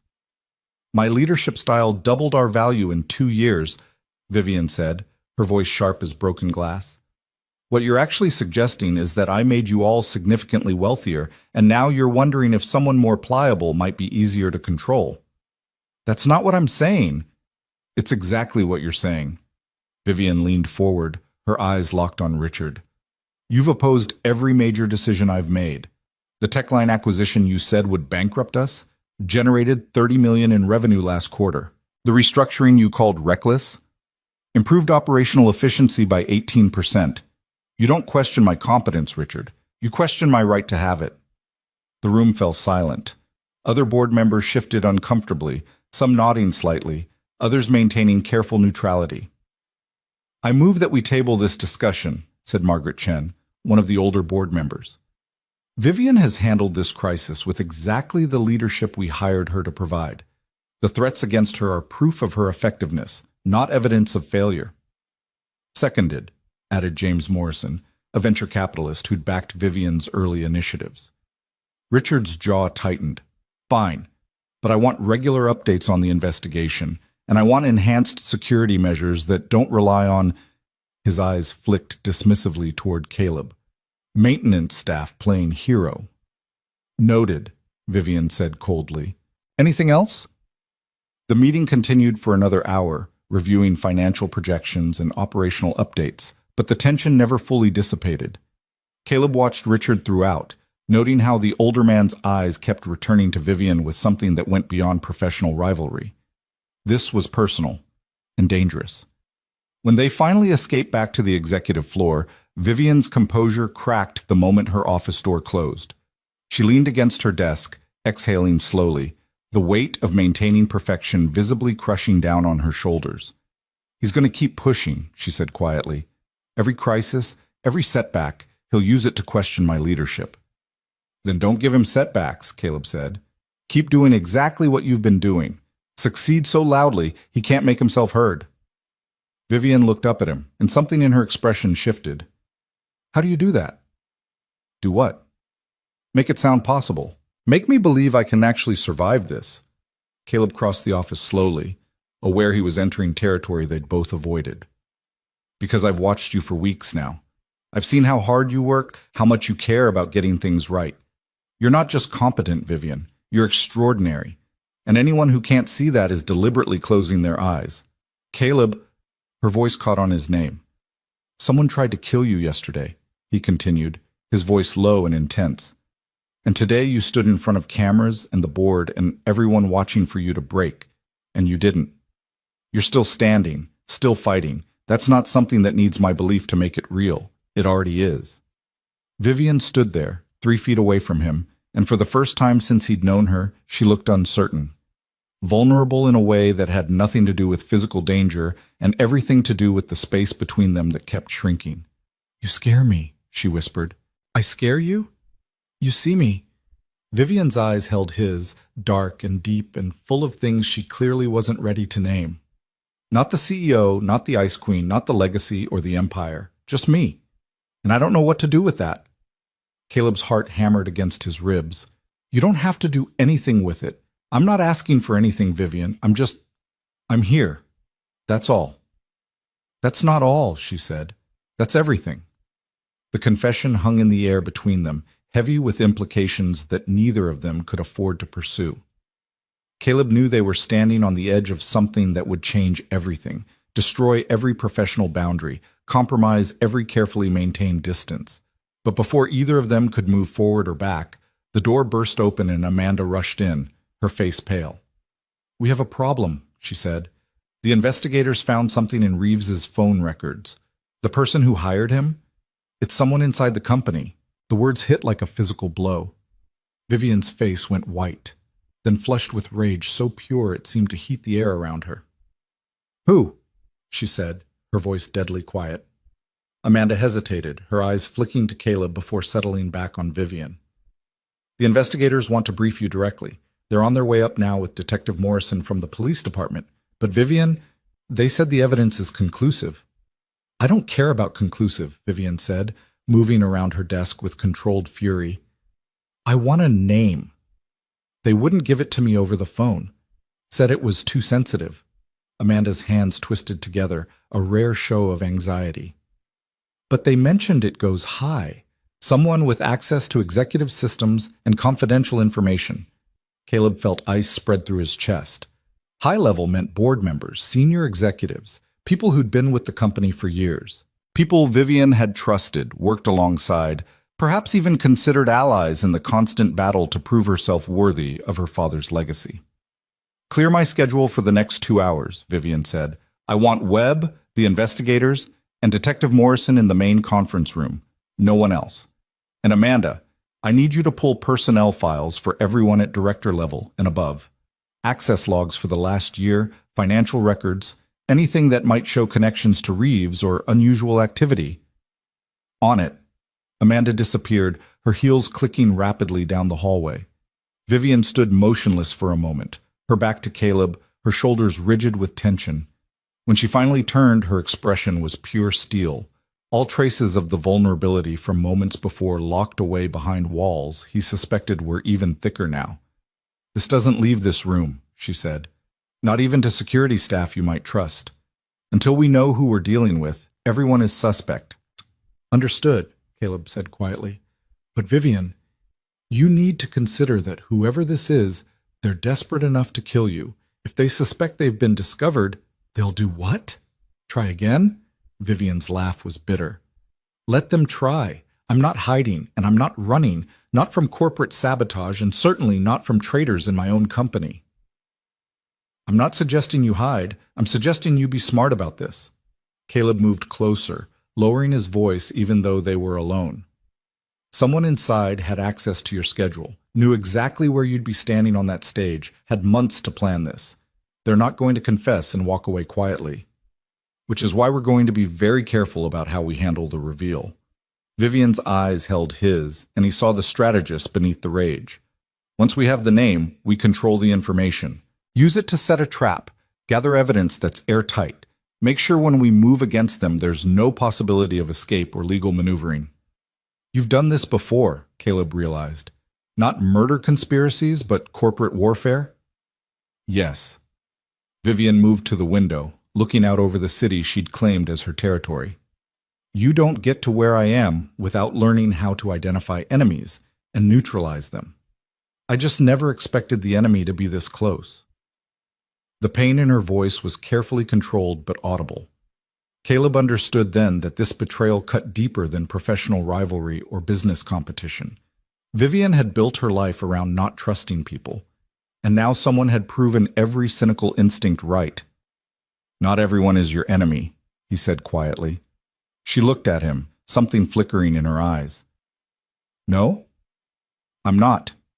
The words hung between them, simple and absolute. Vivian studied his face like she was searching for cracks in the foundation, testing the weight his promise could bear. I know, she said finally, so softly he almost missed it. The intercom on her desk buzzed. Ms. Voss, Detective Morrison and the investigative team are here, Jennifer's voice announced. Send them to conference room A, Vivian said, her voice instantly professional again. We'll be there in 2 minutes. She straightened her suit jacket, smoothed her hair, rebuilt her armor piece by piece until the vulnerable woman who'd confessed that Caleb saw her was completely hidden. But just before she headed for the door, she paused and looked back at him. Stay close, she said. She stopped, seeming to reconsider her words. I need to know you're there. I'm not going anywhere, Caleb promised. Conference room A was the largest on the executive floor, designed for board meetings and high-stakes negotiations. Detective Morrison was a woman in her 50s with gray-streaked hair and eyes that had seen too many crimes to be shocked by much. She stood beside Marcus Webb and 2 other investigators Caleb didn't recognize, all of them looking grim. Ms. Voss, Morrison said as they entered, thank you for meeting on short notice. I understand this is difficult. but the evidence we've uncovered requires immediate action. Show me, Vivian said, taking her seat at the head of the table. Caleb positioned himself near the wall, close enough to intervene if necessary, but outside the direct circle of conversation. Morrison pulled up images on the main screen, phone records, financial transactions, email metadata. David Reeves received his instructions through an encrypted messaging app, but we were able to trace the account through payment records. The person who hired him made 3 transfers totaling $50,000 over the past 6 months. The money came from an offshore account, but the setup was sloppy. They thought they'd hidden their tracks, but forensic accounting found the source. Who? Vivian said again, her voice flat. Morrison glanced at Webb, then back to Vivian. The account was funded by liquidating stock options belonging to Eric Zhao, your chief technology officer. The name landed like a grenade. Caleb saw Vivian's expression freeze, shock warring with disbelief. Eric Zhao had been with Voss Industries for 8 years, had worked directly with Harrison Voss, and was responsible for the technological innovations that had made the company's recent expansion possible. That's not possible, Vivian said slowly.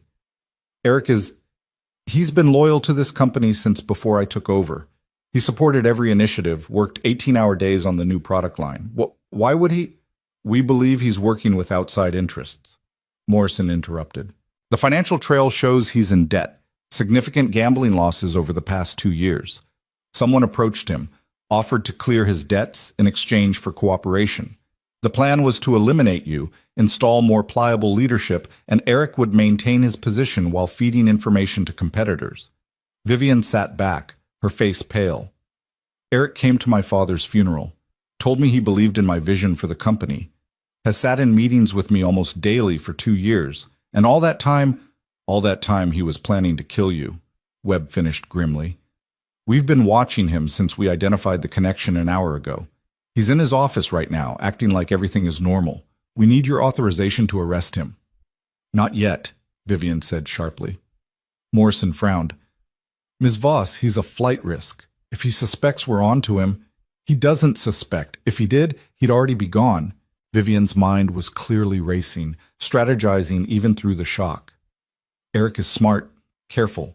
He's been planning this for months, maybe years, which means there's more we don't know, more people involved, more evidence to gather. If we arrest him now, we lose the chance to see the full picture. You want to use him, Morrison said, understanding dawning. I want to finish this, Vivian corrected. Not just stop one attack, but dismantle the entire conspiracy. Eric had help. Someone on the outside funding this, coordinating it. I want them too. Webb leaned forward. That's dangerous, Ms. Voss. Every day Eric walks free is another day he could try something else. Not if he thinks he's still hidden, Vivian said. Not if we feed him information that makes him believe his plan is still viable. Caleb watched her work, saw the strategic mind that had built an empire operating at full capacity. But he also saw the cost, the way her hands trembled slightly before she clasped them together, the tension in her jaw that spoke of betrayal cutting deep. What do you propose? Morrison asked. We tell Eric that the investigation into Reeves is stalling, that the money trail went cold at the offshore account, that I'm focused on external threats and increasing public security, leaving internal systems vulnerable. Vivian's voice gained strength as the plan took shape. We give him rope to hang himself with, and we watch everything he does, everyone he contacts. That puts you at significant risk, Morrison said carefully. If he feels threatened, if he suspects at all, I'll have protection, Vivian said, her eyes flicking to Caleb. And I'll be careful, but I won't let whoever orchestrated this walk away because we moved too fast. The detective studied Vivian for a long moment, then nodded slowly. 48 hours. We'll monitor Eric around the clock, track every communication, every movement, but if he makes any move that suggests immediate danger, we shut it down. Agreed? Agreed, Vivian said. The meeting continued for another hour, establishing surveillance protocols and communication channels. Caleb listened, absorbing details while his mind spun with the implications. Eric Zhao had access to everything: building systems, Vivian's schedule, security protocols. If he'd been planning this for years, there was no telling what other traps he'd laid. When the investigators finally left, Vivian remained seated at the conference table, staring at her clasped hands. The silence stretched until Caleb couldn't stand it anymore. "You don't have to do this," he said quietly. "You don't have to put yourself at risk to catch everyone involved. Let the police handle it." "The police will arrest Eric and be satisfied with closing the case," Vivian said without looking up. "But the person who funded this, who approached Eric in the first place, they'll disappear. Find someone else to target me with. And I'll spend the rest of my life looking over my shoulder, wondering when the next attack will come." "Better than being dead." "Is it?" Vivian finally looked at him, and her eyes were haunted. "I've built my entire existence around control, Caleb. Around knowing the variables, managing the risks, staying 3 steps ahead of everyone trying to take what I've built. If I let fear dictate my choices now, I lose the only thing that's kept me standing all these years." Caleb moved closer, pulling out the chair beside her instead of maintaining his careful distance. "You're allowed to be afraid. You're allowed to choose safety over vengeance." "This isn't vengeance, it's survival." Vivian's voice cracked slightly. "And maybe I'm tired of surviving alone. Maybe that's why I'm asking you to stay close. Because, for the first time in longer than I can remember, I don't want to face this by myself." The confession settled between them, vulnerable and raw. Caleb reached out slowly, giving her time to pull away, and covered her hand with his. Her skin was cold, trembling slightly, and when his warmth touched hers, she inhaled sharply. "You're not alone," Caleb said. "Not in this. Not anymore."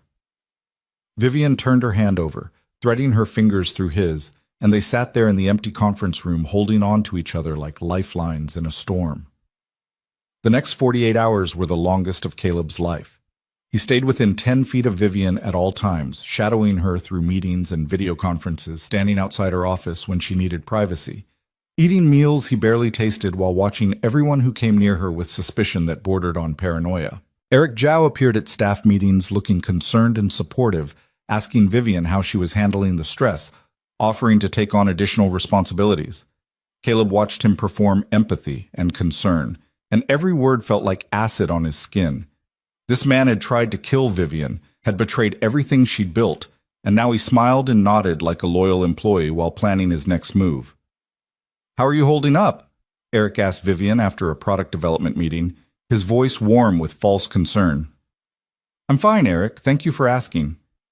Vivian's performance was flawless, giving nothing away. "Your work on the new interface is excellent, by the way. Exactly what we need for launch." "Just doing my job," Eric said modestly. "We all want to see you succeed." The lie was so smooth, so practiced, that Caleb had to fight the urge to grab Eric by his expensive collar and throw him against the nearest wall. But Vivian's hand touched his arm briefly as she passed, a silent reminder to stay calm, stay focused. Surveillance teams reported that Eric was making encrypted calls to an unknown number, always from locations outside the building where he thought he had privacy. The technical team was working to break the encryption, but it was sophisticated, suggesting whoever Eric reported to had significant resources. On the second night, around 11 p.m., Caleb was doing a final security sweep of the executive floor when his earpiece crackled to life. "We've got movement," Webb's voice said urgently. "Eric just entered the building through the parking garage. He's not supposed to be here." Caleb's heart rate spiked. "Where's Miss Voss?" "Still in her office. We've got eyes on her, but Eric's heading for the executive floor now. Get to her." Caleb ran, his boots pounding against marble as he raced down the corridor. Behind him, he heard elevator doors opening, footsteps echoing through the empty building. He burst into Vivian's wing to find her at her desk, paperwork spread around her, completely unaware of the danger approaching. "We need to go," Caleb said urgently. "Now!" Vivian looked up, instantly reading the tension in his voice. "Eric?" "In the building. Coming up. Webb's mobilizing security, but..." The lights went out. Complete darkness swallowed the executive floor, emergency lighting failing to activate. Caleb heard Vivian's sharp intake of breath, heard movement in the hallway outside, and every instinct screamed danger. "Stay behind me," he whispered, pulling Vivian away from the desk. His eyes were adjusting to the darkness, shapes emerging from shadow. He could see the outline of her office door, the windows showing city lights beyond. "He's cutting power," Vivian breathed against his shoulder. "Disabling security systems." "Where's your panic button?" "Desk drawer. But if the power's out..." Footsteps in the hallway, slow and deliberate, someone who knew exactly where they were going. Caleb positioned himself between Vivian and the door, his hands empty but his mind racing through options. He wasn't a fighter, wasn't trained for this, but he'd meant what he said about protecting her. "Vivian?" Eric's voice called from the darkness, friendly and calm. "Are you still here?" "The power went out. I came to make sure you were okay." The performance was chilling in its normalcy. Caleb felt Vivian tense against his back, heard her breathing quicken. "I'm fine, Eric," she called back, her voice steady despite everything. "Just finishing some work. The emergency lighting should kick in any moment." "Actually, it won't." Eric appeared in the doorway, backlit by emergency exits in the hallway beyond. Caleb couldn't see his face clearly, but he could see the gun in Eric's hand, dark and deadly. "I made sure of that. Had months to prepare, to understand every system in this building. You made it easy, really, trusting me with so much access." "Eric, what are you doing?" Vivian's voice carried just the right note of confusion, still playing her part even with a gun pointed at her. "What I should have done 2 years ago when they first approached me," Eric said, stepping into the office. "You were never supposed to run this company, Vivian. Your father knew it, the board knew it. Everyone knew except you. So stubborn, so convinced you could prove everyone wrong. And you did, which made everything so much more complicated." "Who approached you?" Vivian asked, and Caleb heard the calculation in her voice. "Keep him talking. Buy time for security to arrive." "People who understand that innovation shouldn't be controlled by legacy and name recognition. People who could actually use Voss Industries technology to change the world, instead of protecting market share and shareholder profits." Eric moved closer, and Caleb shifted to maintain his position between them. "They offered me a real future. Chief Technology Officer of a combined entity that would dominate the industry. All I had to do was remove the obstacle." "You mean kill me?" Vivian said flatly. "Remove," Eric repeated. "The stage light was supposed to be clean. Tragic accident, company in mourning, smooth transition to new leadership. But you had to have him." The gun gestured toward Caleb, playing maintenance hero, ruined everything. "So now we do this the hard way." "Security is already coming," Caleb said, his voice steady despite his racing heart. "Building's on lockdown. You won't make it out." "I don't need to make it out," Eric said. "I just need her dead. They'll extract me after, new identity, new life, but only if I finish the job." The gun rose, pointing directly at Vivian, and Caleb saw Eric's finger tighten on the trigger. He didn't think, didn't calculate odds or consider consequences. He lunged sideways, slamming into Eric with all his weight, driving them both into the wall beside the door. The gun discharged, deafeningly loud in the enclosed space, the muzzle flash illuminating the office in stark white light.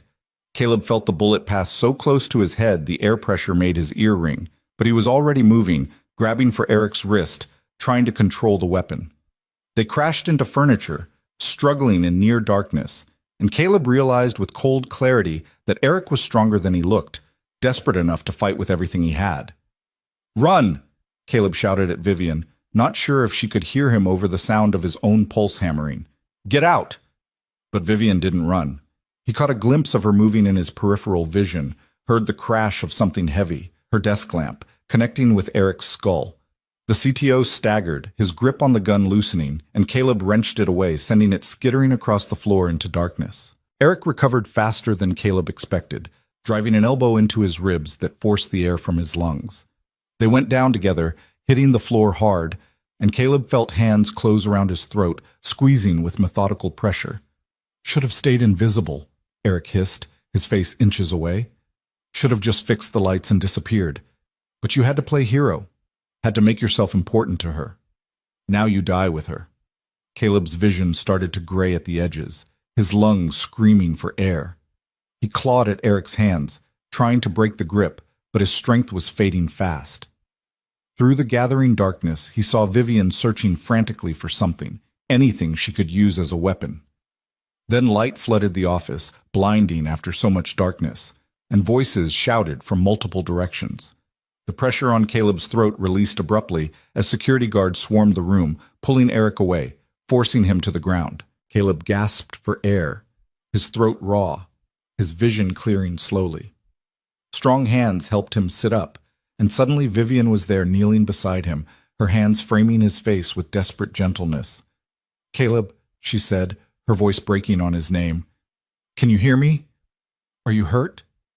He tried to speak, coughed instead, his throat burning. Vivian's eyes were wide with fear he'd never seen there before, tears tracking down her cheeks, and he realized she was shaking. "I'm okay," he managed, his voice barely a whisper. "Are you? Did he?" "I'm fine. You kept yourself between us." Her thumb brushed his cheek, and only then did Caleb realize he was bleeding from somewhere. "You threw yourself at a gun. You impossible, brave, stupid man. You could have died." "Couldn't let him hurt you," Caleb said simply. Around them, security was securing Eric, reading him his rights, coordinating with the police teams flooding into the building. Detective Morrison appeared in the doorway, taking in the scene with sharp eyes. "We got it all on audio," she said grimly. "His confession, the mention of extraction, and new identity. That plus the attempted murder will put him away for life. And we're already working on identifying his contacts based on the phone records we cracked an hour ago." "Good," Vivian said, but her attention never left Caleb. "Get him out of here. Get all of them out." Webb started to protest. "Ms. Voss, we need statements, medical evaluation." "Later," Vivian said, her voice carrying absolute authority despite the tears still wet on her face. "Everyone out, now." They went, though Webb looked reluctant. Eric was dragged away shouting threats and justifications that faded as they hauled him toward the elevators. Then the door closed, and Caleb and Vivian were alone in her office, surrounded by overturned furniture and the evidence of violence, both of them breathing hard. "You saved my life," Vivian said quietly. "Again." "That's becoming a habit," Caleb tried to joke, but his voice was too rough, too raw. "Don't." Vivian's yet were still on his face, holding him like she was afraid he'd disappear. "Don't make light of this. You threw yourself in front of a bullet for me, Caleb. You could have died." "But I didn't," he said. "We didn't. We're both still here. Because of you." The words came out fierce, almost angry. "Because you keep choosing to stand between me and people trying to destroy me. And I don't know what to do with that. I don't know how to—" She stopped, her voice breaking completely, and Caleb saw the moment when every wall she'd built came crashing down. The Ice Queen dissolved, leaving only Vivian Voss, terrified, grateful, completely undone by the weight of everything they'd survived together. "I see you too," she whispered. "I see you, Caleb Mercer. And I don't know when it happened, but somewhere between you walking in on me half-dressed and you tackling a man with a gun, I stopped being able to imagine facing any of this without you." Caleb's breath caught. They were still on the floor of her office, both of them bruised and bleeding, surrounded by chaos. And she was looking at him like he was the only solid thing in a world that had tried to kill her twice. "I'm not going anywhere," he said, echoing his promise from days that felt like lifetimes ago. "Not now, not ever, if you'll let me stay." "I don't deserve you," Vivian said, her voice breaking. "That's not your choice to make," Caleb said gently. "I'm already here, already yours, if you want me." The silence that followed felt endless, heavy with possibility and fear, and the bridge they were both standing on, deciding whether to cross or retreat to safer ground. Then Vivian leaned forward and kissed him. It wasn't gentle or uncertain. It was desperate and fierce, tasting of salt from her tears and copper from his split lip. And Caleb kissed her back with everything he had. His hands found her waist, pulling her closer, and she came willingly, pressing against him like she needed the contact to believe he was real. When they finally broke apart, both breathing hard, Vivian rested her forehead against his. "This is complicated," she whispered. "I know," Caleb said. "People will talk. The board, the employees, everyone will have opinions about the CEO and the maintenance tech. I know that too. And I'm still figuring out how to be human instead of just a position and a legacy." "I've got time," Caleb said. "As much as you need." Vivian pulled back just enough to look at him, searching his face for doubt or hesitation. Whatever she saw there made her eyes fill with tears again, but this time she was smiling.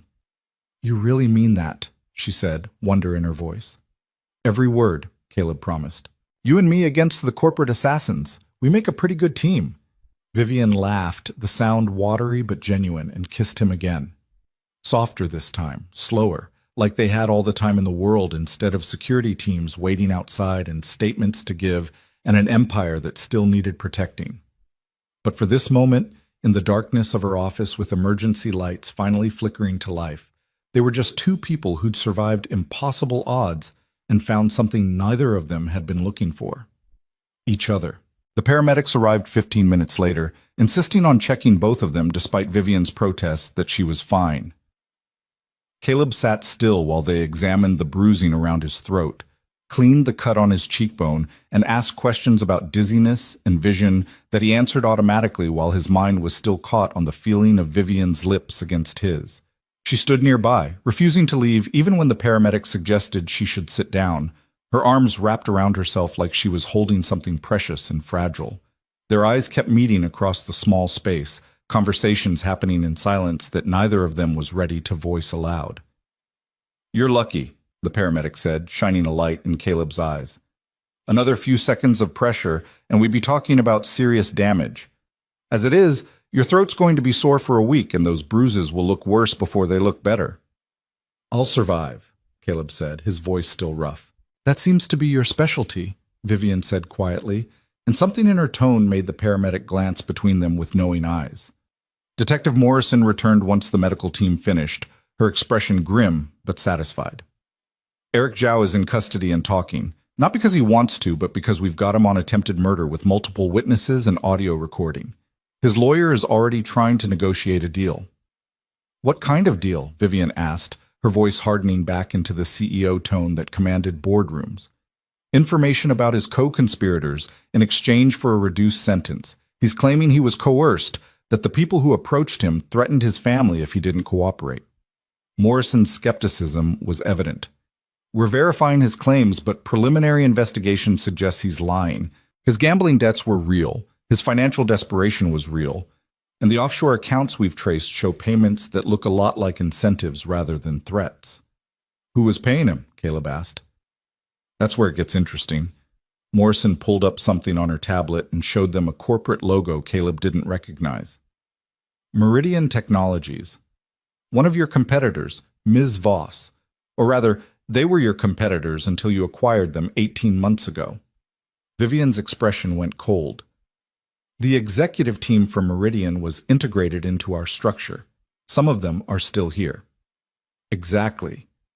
We believe this was a revenge play coordinated by former Meridian leadership who lost their positions after the acquisition. They recruited Eric, funded the operation, and planned to install their own people once you were eliminated. Then they'd orchestrate a hostile takeover, reclaim what they considered theirs." "Names," Vivian said. "I want names."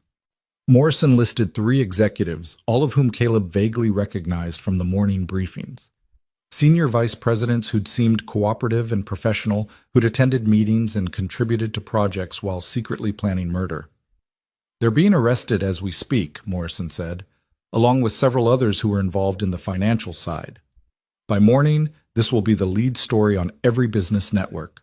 Attempted assassination, corporate conspiracy, the works." Vivian closed her eyes briefly, and Caleb saw the weight settling on her shoulders. This wasn't just about surviving anymore. It was about managing the fallout, controlling the narrative, protecting the company and its thousands of employees from the scandal that was about to engulf them. "I need to make a statement," she said, "before the story breaks on its own terms. We control this, or it controls us." "At midnight?" Morrison asked. "The financial markets open in Asia in 3 hours. If this breaks without context, without my voice framing it, our stock price will crater and competitors will circle like sharks." Vivian was already moving, her strategic mind overriding exhaustion and trauma. "I need Amanda, the communications team, and legal. We draft a statement, release it to major outlets with an embargo until 6 a.m. Eastern, and I do a live interview at 7. "Vivian," Caleb said quietly, "you just survived a murder attempt. You're allowed to rest." She looked at him, and for a moment her mask slipped enough that he saw the bone-deep weariness underneath. "If I rest, I think about how close I came to dying, How Eric sat across from me in meetings for 2 years planning to kill me. How I trusted people who wanted me dead. Her voice wavered. I can't afford to think about that yet. So I work. Caleb understood. He'd done the same thing after Melissa left, burying himself in survival and single parenthood, because stopping meant drowning in fear and abandonment, but understanding didn't mean he had to let Vivian destroy herself. Then I'm staying with you, he said. You work? I'm there? No arguments. Something softened in Vivian's expression. You should go home. Rosie needs you. Mrs. Chen is with Rosie. What I need is to know you're safe. Caleb stood, ignoring the protest from his bruised ribs. You said yourself, you don't want to face this alone anymore. So don't.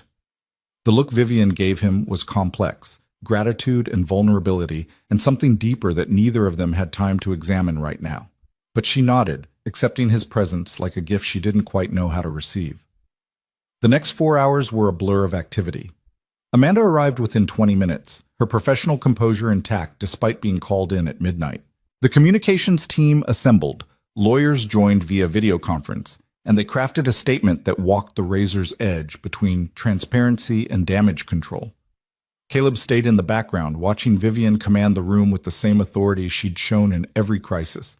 But now he could see the cost, the way her hands shook slightly when she thought no one was looking, the tightness around her eyes that spoke of pain she wouldn't acknowledge. Around 3 a.m., during a brief pause while the lawyers reviewed language, Vivian caught his eye and gestured toward her private office. He followed, closing the door on the controlled chaos outside. I can't do this, she said the moment they were alone, her voice breaking. Caleb moved to her immediately. Yes, you can. You've been doing it for hours. I can't do this. She gestured between them, her eyes bright with unshed tears. Whatever happened on that floor earlier, whatever we said, I can't think about it right now, can't process what it means or what I want, or how to fit something personal into a life that's about to become a media circus. The words hurt, but Caleb understood them. Okay. Okay? Vivian looked at him like she'd expected an argument. You need time. Space to handle the crisis without worrying about us.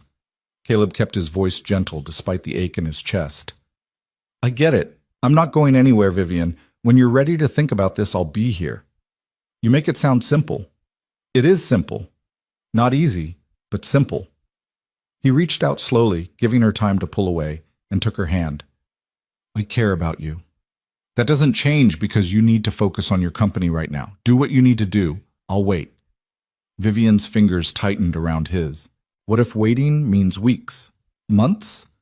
What if by the time I have space to breathe, you've realized that a single father with a 6-year-old daughter doesn't need the complications that come with me? Then I guess you don't know me as well as I thought, Caleb said quietly. Because complications don't scare me. Losing you before we even have a chance to see what this could be? That terrifies me. She kissed him then, desperate and brief, like she was trying to memorize the feeling before duty pulled her away. When they broke apart, she was crying silently, tears tracking down her face. I need you to take care of yourself, she whispered. Go home after this. Be with Rosie. Let me handle the corporate nightmare without worrying that you're exhausting yourself trying to protect me from everything. Vivian, please. Her voice broke completely. Please, Caleb. I need to know you're safe and resting. That's how you help me right now. He wanted to argue, wanted to insist on staying, but he saw the genuine need in her eyes. She was trying to protect him the only way she knew how, by creating distance before the media storm destroyed everything in its path. Okay, he said finally. But we're not done. This conversation, us, we're not done.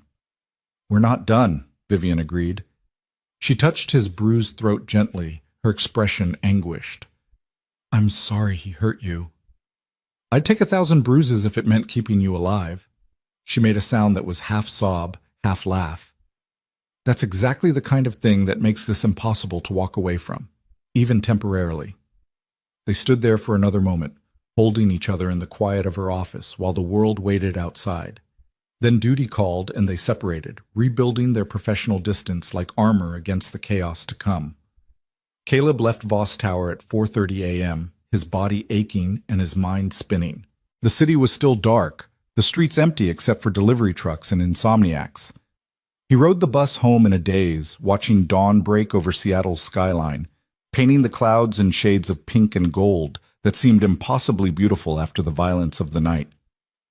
Mrs. Chen was asleep on his couch when he arrived, a blanket tucked around her thin shoulders.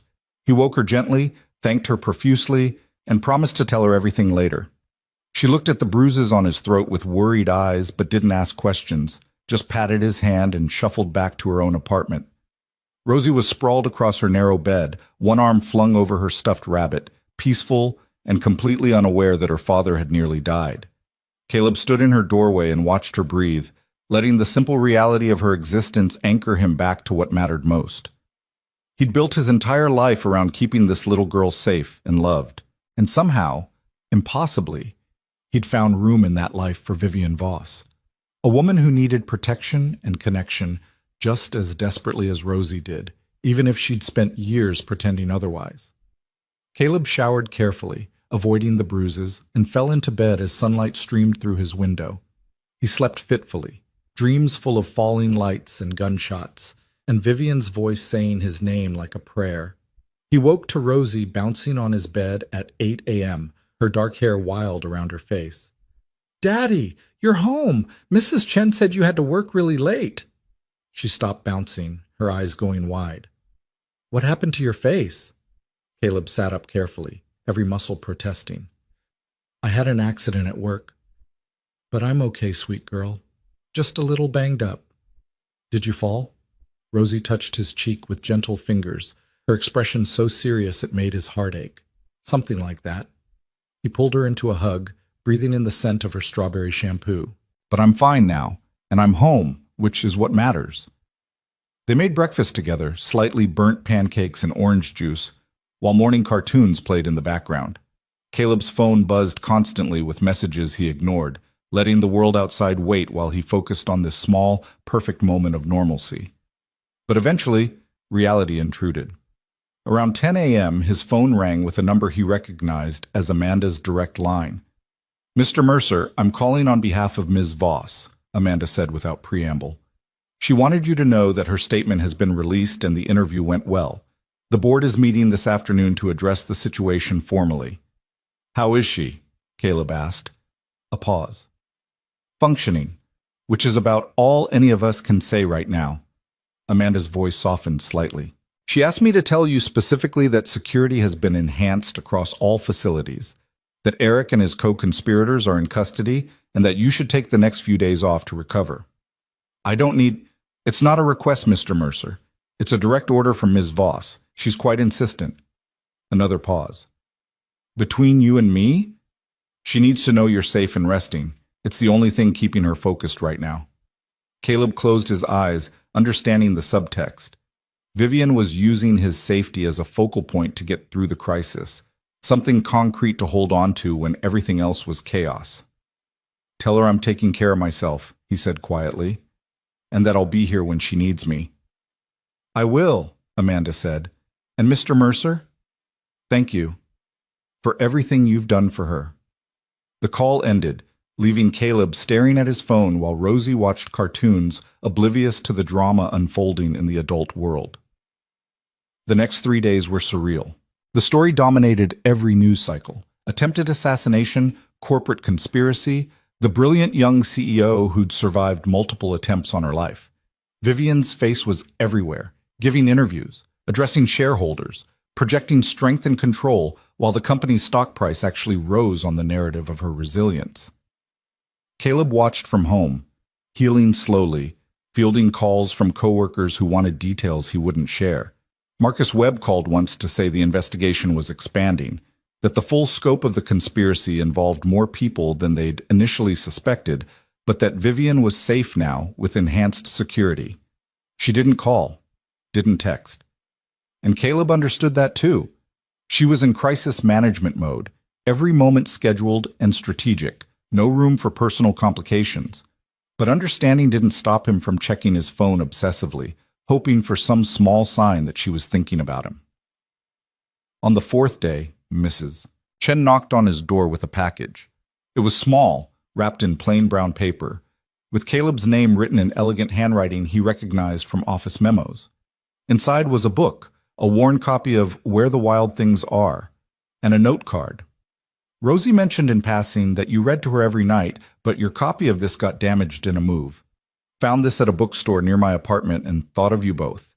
Thank you for understanding why I need space right now. It doesn't mean I've forgotten what you said, or what I said, or what happened between us, just that I need to build something stable before I can let myself want something personal. I hope that makes sense. I hope you'll wait a little longer. V. Caleb sat on his couch holding the book and reading the note 3 times, something warm and painful expanding in his chest. She'd remembered a throwaway comment about a children's book, had gone out of her way to replace it, was asking him to wait while she rebuilt her world. He texted back simply, "Take all the time you need. I'm not going anywhere."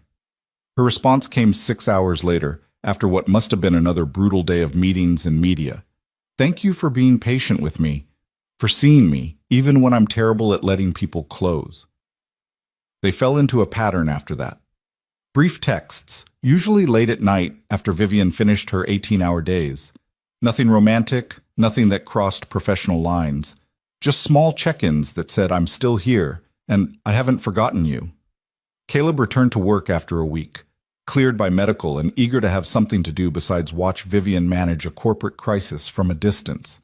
The executive floor felt different now. More security, more tension, suspicious looks from employees who'd worked alongside the conspirators without knowing their intentions. But he didn't see Vivian. Her schedule was restructured to minimize predictable patterns, her movements through the building coordinated by security.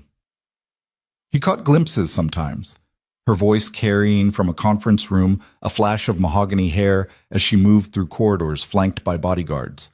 But they occupied different worlds again. 2 weeks after Eric's arrest, the board announced a formal investigation into the company's security protocols and integration processes for acquired companies. Richard Keller resigned citing personal reasons, though industry gossip suggested he'd been forced out for his opposition to Vivian's leadership during the crisis. 3 other board members went with him, replaced by people who actually supported her vision. The product launch that had been interrupted by the assassination attempt was rescheduled for a month later. Amanda sent Caleb a work order to personally verify every system in the auditorium 3 times before the event, which felt less like a technical requirement and more like Vivian trying to give him something important to do. He threw himself into the work with obsessive attention to detail, checking and rechecking every connection, every safety system, every possible point of failure. When the launch finally happened, it went flawlessly. Vivian commanding the stage with absolute confidence, the technology performing perfectly, 300 people witnessing her triumph over everyone who tried to destroy her. Caleb watched from the control booth, managing systems remotely, and felt pride so fierce it hurt. She'd survived assassination attempts, corporate conspiracy, and a hostile board, and she was still standing, still fighting, still extraordinary. When the event ended and the crowd dispersed, his earpiece crackled with a voice he hadn't heard directly in weeks. "Caleb?" Vivian said quietly. "Are you still in the building?" His heart stopped. "Yes. Control booth. Can you meet me in my office in 20 minutes? Of course. Those 20 minutes were the longest of his life. Caleb tried not to read too much into the request, tried not to hope, but his hands were shaking when he finally knocked on her office door. "Come in." Vivian stood by her window, backlit by Seattle's evening lights, still in the navy suit she'd worn for the launch. But her hair was down, falling in waves across her shoulders, and when she turned to face him, her expression was vulnerable in a way he hadn't seen since that night on the floor of her office. "Hi," she said simply. "Hi," Caleb replied, staying near the door, uncertain of his welcome. "The launch went perfectly. Your work on the systems was flawless. Just doing my job." "Is that what you're doing?" Vivian crossed the room slowly, stopping 3 feet away. "Just your job? Because I've spent 3 weeks trying to convince myself that's all this is. Professional gratitude for someone who saved my life. Appreciation for an excellent employee. Nothing more complicated than that." Caleb's pulse hammered. "Did it work?" "No." She smiled sadly. Turns out I'm terrible at lying to myself when it comes to you. I tried, Caleb. I really tried to rebuild my walls and go back to the way things were before you walked into my life. But every night I'd finish whatever crisis needed managing, and I'd think about that book I bought for Rosie, about the way you held me when I was falling apart, about how you threw yourself at a man with a gun without hesitation because you couldn't stand the thought of me being hurt. Vivian, let me finish. She took a breath, steadying herself. I've spent 3 weeks watching you from a distance, seeing how you interact with other staff, how patient you are with every request, how you've never once demanded my attention or made this about your needs. And I realized something. You're not waiting for me to become someone different. You're just waiting for me to be ready. That's more than anyone's ever given me. You're worth waiting for, Caleb said quietly. I don't know if that's true, Vivian admitted. I'm still figuring out how to be a person instead of just a position. Still learning how to trust people's intentions. Still terrified that if I let myself want you, something will destroy it. Something might, Caleb acknowledged. That's the risk of letting people close. But I think the alternative, spending your life alone to avoid the possibility of getting hurt, that's worse. Vivian laughed, the sound watery. When did a maintenance technician get so wise? I'm not wise. I'm just a single dad who knows what it's like to build walls because trust is too expensive. Caleb moved closer, closing the distance between them. But somewhere along the way, you made me want to tear those walls down, made me believe that maybe it was possible to have more than just survival. What do you want, Caleb? Vivian asked, her voice barely above a whisper. If I can figure out how to make space for something personal in my life, what does that look like to you? He thought about Rosie, about the fragile stability they'd finally achieved, about the risks of mixing his world with Vivian's empire, thought about every reason this was complicated and difficult and potentially disastrous. Then he thought about Vivian's vulnerability when she'd confessed that he saw her, about the way she'd cried when he'd nearly been strangled protecting her, about 3 weeks of careful distance that hadn't diminished what he felt, only clarified it. I want to take you to dinner, he said, somewhere quiet where we can talk without crisis management or corporate politics. I want to introduce you to Rosie, eventually, when we're both sure this is something real and lasting. I want to know what makes you laugh when you're not being the ice queen. And I want you to know that no matter how complicated this gets, I'm choosing you. Consciously, deliberately. Not because you're the CEO or because you changed my life with a job promotion, but because you're Vivian, and I care about you more than I've cared about anyone in longer than I can remember. Tears spilled down Vivian's cheeks, but she was smiling. I don't know how to date. I've spent my entire adult life focused on proving myself worthy of this company. Personal relationships were always secondary, temporary. Then we'll figure it out together, Caleb said. No expectations except honesty. We try, and if it doesn't work, at least we tried. And if it does work, Vivian asked, if the CEO falls for the maintenance tech and everyone has opinions and the board thinks I'm being unprofessional and the media decides it's a scandal, then we deal with it, Caleb said simply. Together. Vivian closed the final distance between them, her hands coming up to frame his face, careful of the bruises that were finally fading. You saved my life twice, saw through every wall I built, and somehow convinced me that maybe I deserve something more than just corporate success. You deserve everything, Caleb said fiercely. Every happiness, every moment of peace, every person who sees how extraordinary you are. She kissed him then, soft and slow, and full of promise. And when they broke apart, both of them were crying and laughing and holding on to each other like they'd finally found something worth fighting for. Dinner sounds perfect, Vivian whispered against his lips. But fair warning, I have no idea how to be normal about any of this. Good thing I'm not looking for normal, Caleb said. Just real. Just you. 3 months later, Caleb stood in Vivian's apartment, a penthouse that was somehow less intimidating than he'd expected, full of books and plants and evidence of actual human habitation, and watched her help Rosie with a school project about careers. So you run the whole company? Rosie asked, her eyes wide with fascination. I do, Vivian confirmed, carefully gluing construction paper. But I have a lot of help from people who are very good at their jobs, like your dad, who makes sure all our technology works properly. Daddy fixes broken things, Rosie said proudly. He's the best at it. He really is, Vivian agreed, her eyes meeting Caleb's across the kitchen island where they worked. The look she gave him was warm, genuine, full of the vulnerability she was slowly learning to show. They'd been careful about introducing Rosie to their relationship, taking it slow, making sure his daughter understood that Vivian was important, but that nothing would change the bond between father and daughter. Rosie had been skeptical at first, protective of their small family unit, but Vivian's patience and genuine interest had gradually won her over. "Can I tell you a secret?" Vivian asked Rosie conspiratorially. "Yes!" Rosie leaned in, delighted. "Your dad is my hero. Did you know that?" Rosie giggled. "He's just my daddy." "Well, he's that too, but he's also the bravest person I know." Vivian glanced at Caleb again, her expression serious now. "He taught me that it's okay to let people help you, that being strong doesn't mean being alone." "Daddy says that family is the people who stay even when things are hard," Rosie said, parroting something Caleb had told her 100 times. "Your daddy is very wise," Vivian said softly. Later, after Rosie had finished her project and fallen asleep on the couch during a movie, Caleb and Vivian stood on the balcony watching the city lights spread below them like fallen stars. "She's wonderful," Vivian said, leaning against Caleb's side. "You've done an amazing job raising her." "It's been the hardest and best thing I've ever done," Caleb said honestly. "And she likes you, really likes you, which means more to me than I can say." "I like her too." Vivian was quiet for a moment. "I never thought I'd have space for this in my life. A relationship, a family, anything beyond the company. But you've shown me that maybe I can have both. That wanting something personal doesn't make me weak.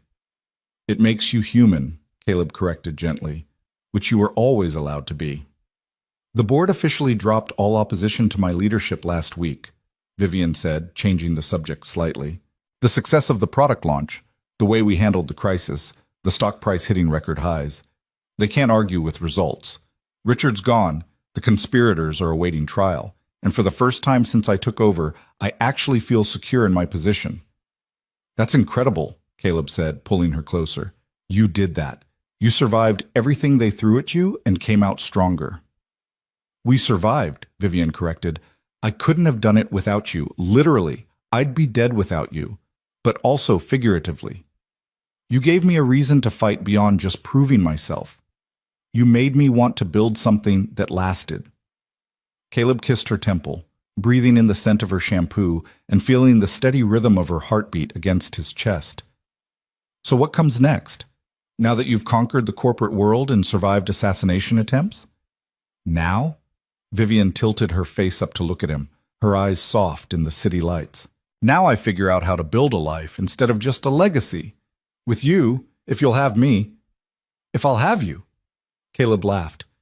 "Vivian Voss, I fell for you somewhere between you promoting me out of nowhere and you letting me see you cry. I'm not going anywhere." "Good," she said firmly, "because I'm not letting you go. You and Rosie. You're mine now. If you're okay with that." "More than okay," Caleb promised.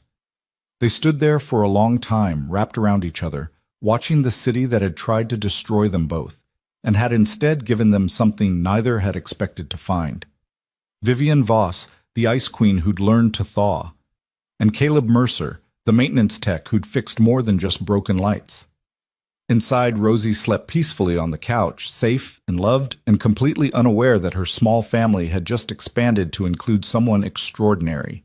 Someone who'd learned that strength wasn't about standing alone, but about having the courage to let the right people stand beside you.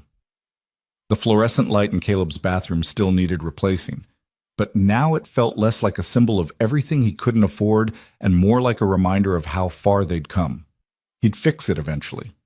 Right now he had more important things to focus on, like the woman in his arms who'd trusted him enough to let down every wall, like the daughter sleeping inside who deserved to see her father happy and whole, like the future they were building together, one honest conversation and one brave choice at a time.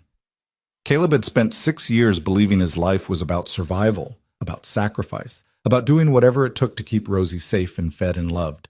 And it was still about those things. But it was also about this.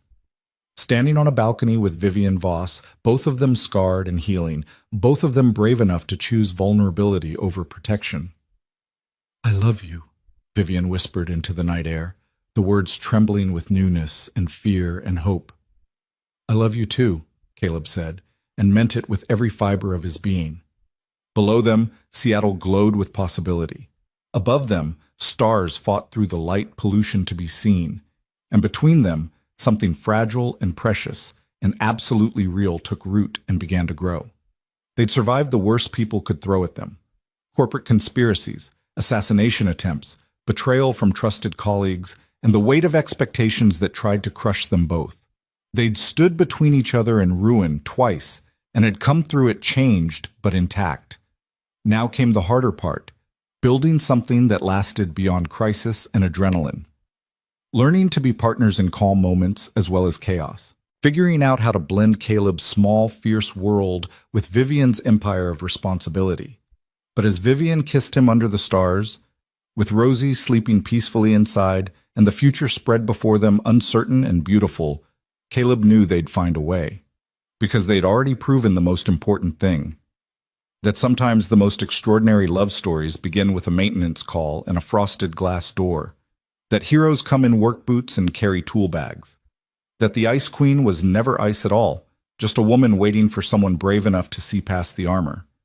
And that Caleb Mercer, worn-out maintenance tech, single father, invisible man, had been exactly what Vivian Voss needed. Not to fix her, because she'd never been broken, but to stand beside her and remind her that even queens deserve to be seen, to be known, to be loved for who they are beneath the crown. Their story wasn't a fairy tale. It was better than that. It was real.